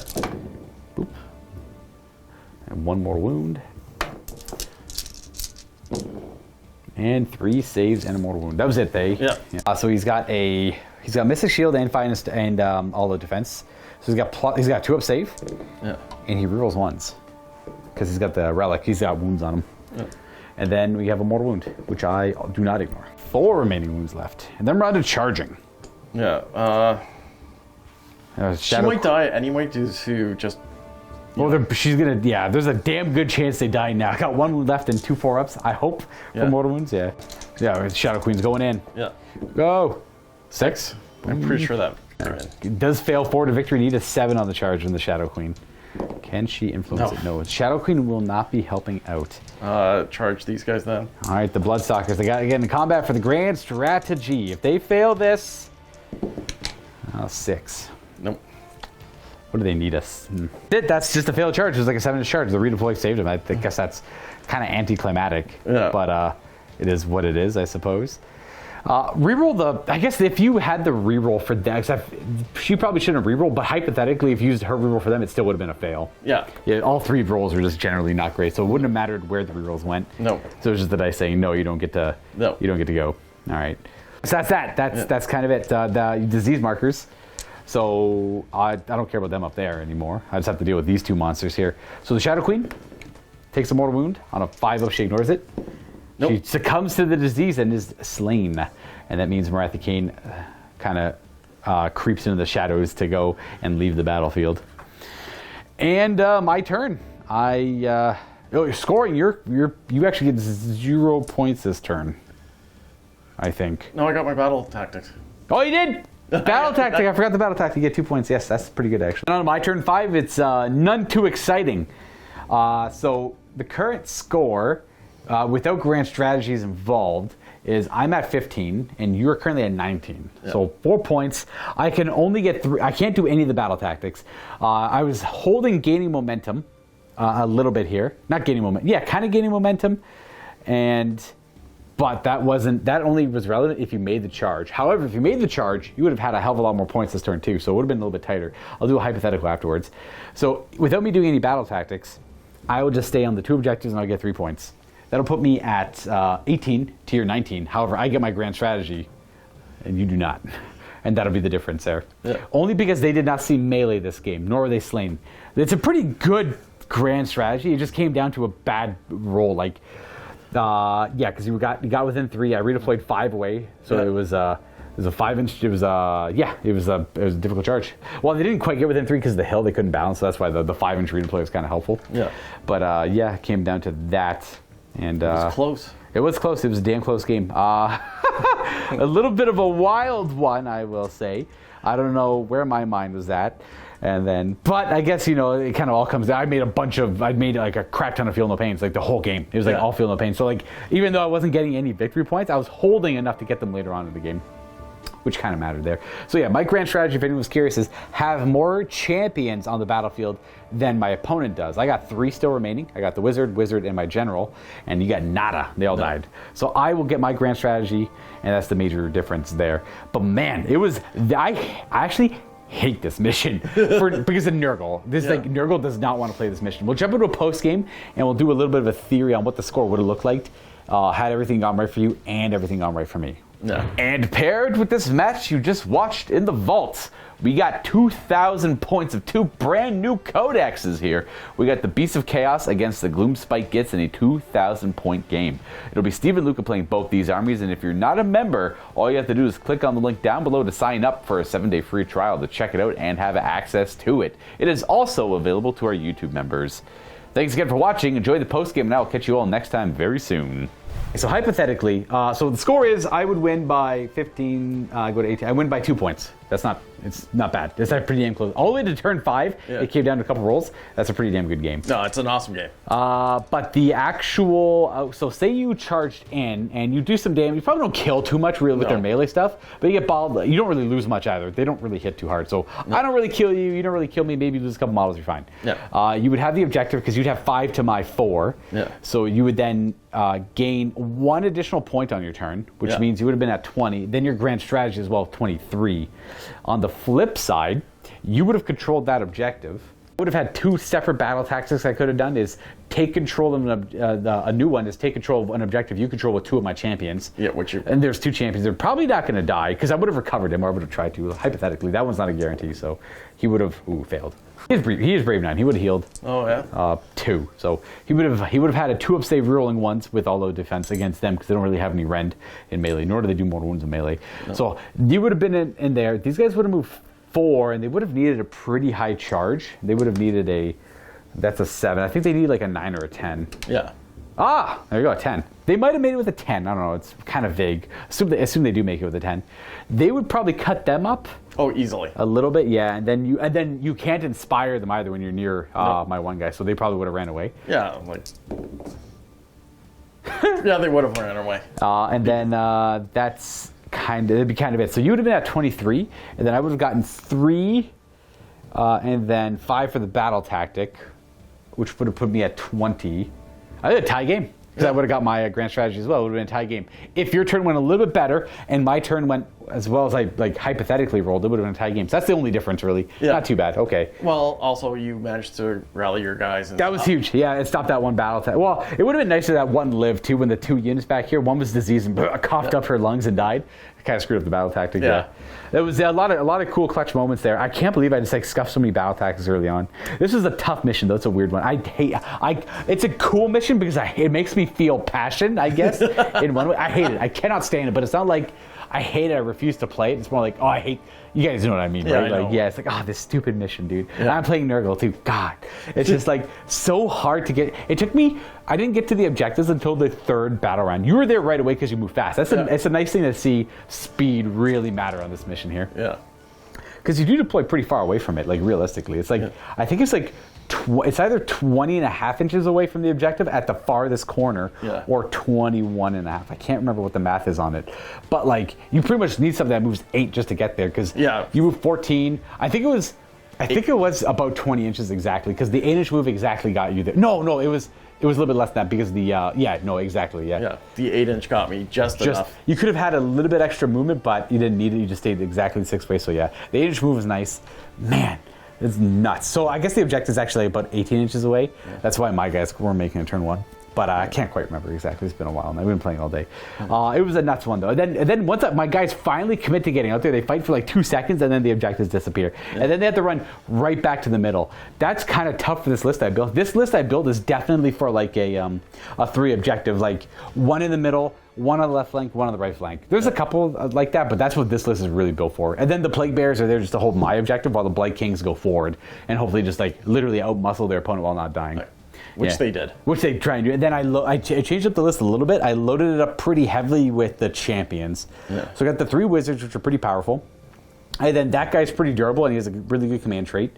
But he stays on the ground, so he's a champion. And then the other guy you killed over here is pretty good with the Blight Kings, but you have to be going on the second end of the battle round. So I kind of have him in that battalion, because with so many drops, I'm going to always go first. So someone's going to double turn me. So that guy, when someone double turns me, I hope that guy's in combat so that he can fight and then make the Blight Kings fight. And then that'll be a huge leverage on whatever flank they're fighting. So that's the theory with that one. Yeah. So I like the list, and I'll keep playing with it. But this was a tough scenario for it. And the Nurglings are there just to give me extra contagion points when they just to heckle the enemy. That's all they do. Contagion points. Yeah. No way. I know. You typically summon about 20 Plague Bears a turn, or a game.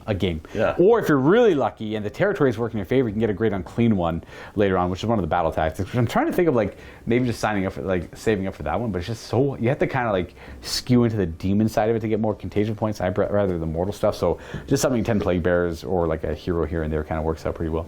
Yeah. Hey, it's the first time I fought against the new Daughters of Khaine book too. I used to play them a lot in 2nd edition, where they had like. Fanatical faith or whatever. Like you had your one character's command trait was to wholly within 12-inch aura of re-rolling the ward save, and then I think Hagnar had a way to make it a 5-up ward save. Or so. It was like a prayer that made it a 5-up ward save.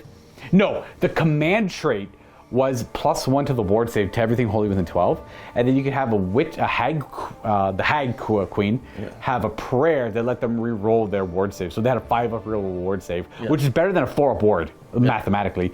So they have like a lot of hitting power, and they have like a slightly better 4-up ward save across the board, which is like pretty nuts with that army. And then you threw in the Shadow Queen and Morathi, and then it was like, then you have that unit that just sits there and shoots all game, and then you just like table the opponent with everything else. It was brutal. I'm sure a lot of viewers will remember that, but I think this book is a lot cool. I like this book a lot more. It's nice. Speaking of that, I forgot my prayer the entire game. Oh gosh, what was your prayer? I have no clue anymore. You don't even know what is going on in this game. I don't know. It is now. If you guys have been watching this battle report the whole time and you watch that disclaimer at the beginning of the video, I'm literally about to record that now, which says, keep in mind this game is full of forgetful mistakes. We go back and correct them, but we do it a lot. We do it a lot. And I'm not guys. Honestly, it's one of those days, man. Completely forgot. He didn't even choose a prayer. I don't even. It's it's fine. It doesn't really matter, right? The idea is about like have cool things happen and have a cool little like. This was a good battle, and it's a kind of I past Luca would kind of like not believe myself, but I really truly thoroughly enjoy Age of Sigmar. I think it's in a really good spot. I have a lot of fun with it.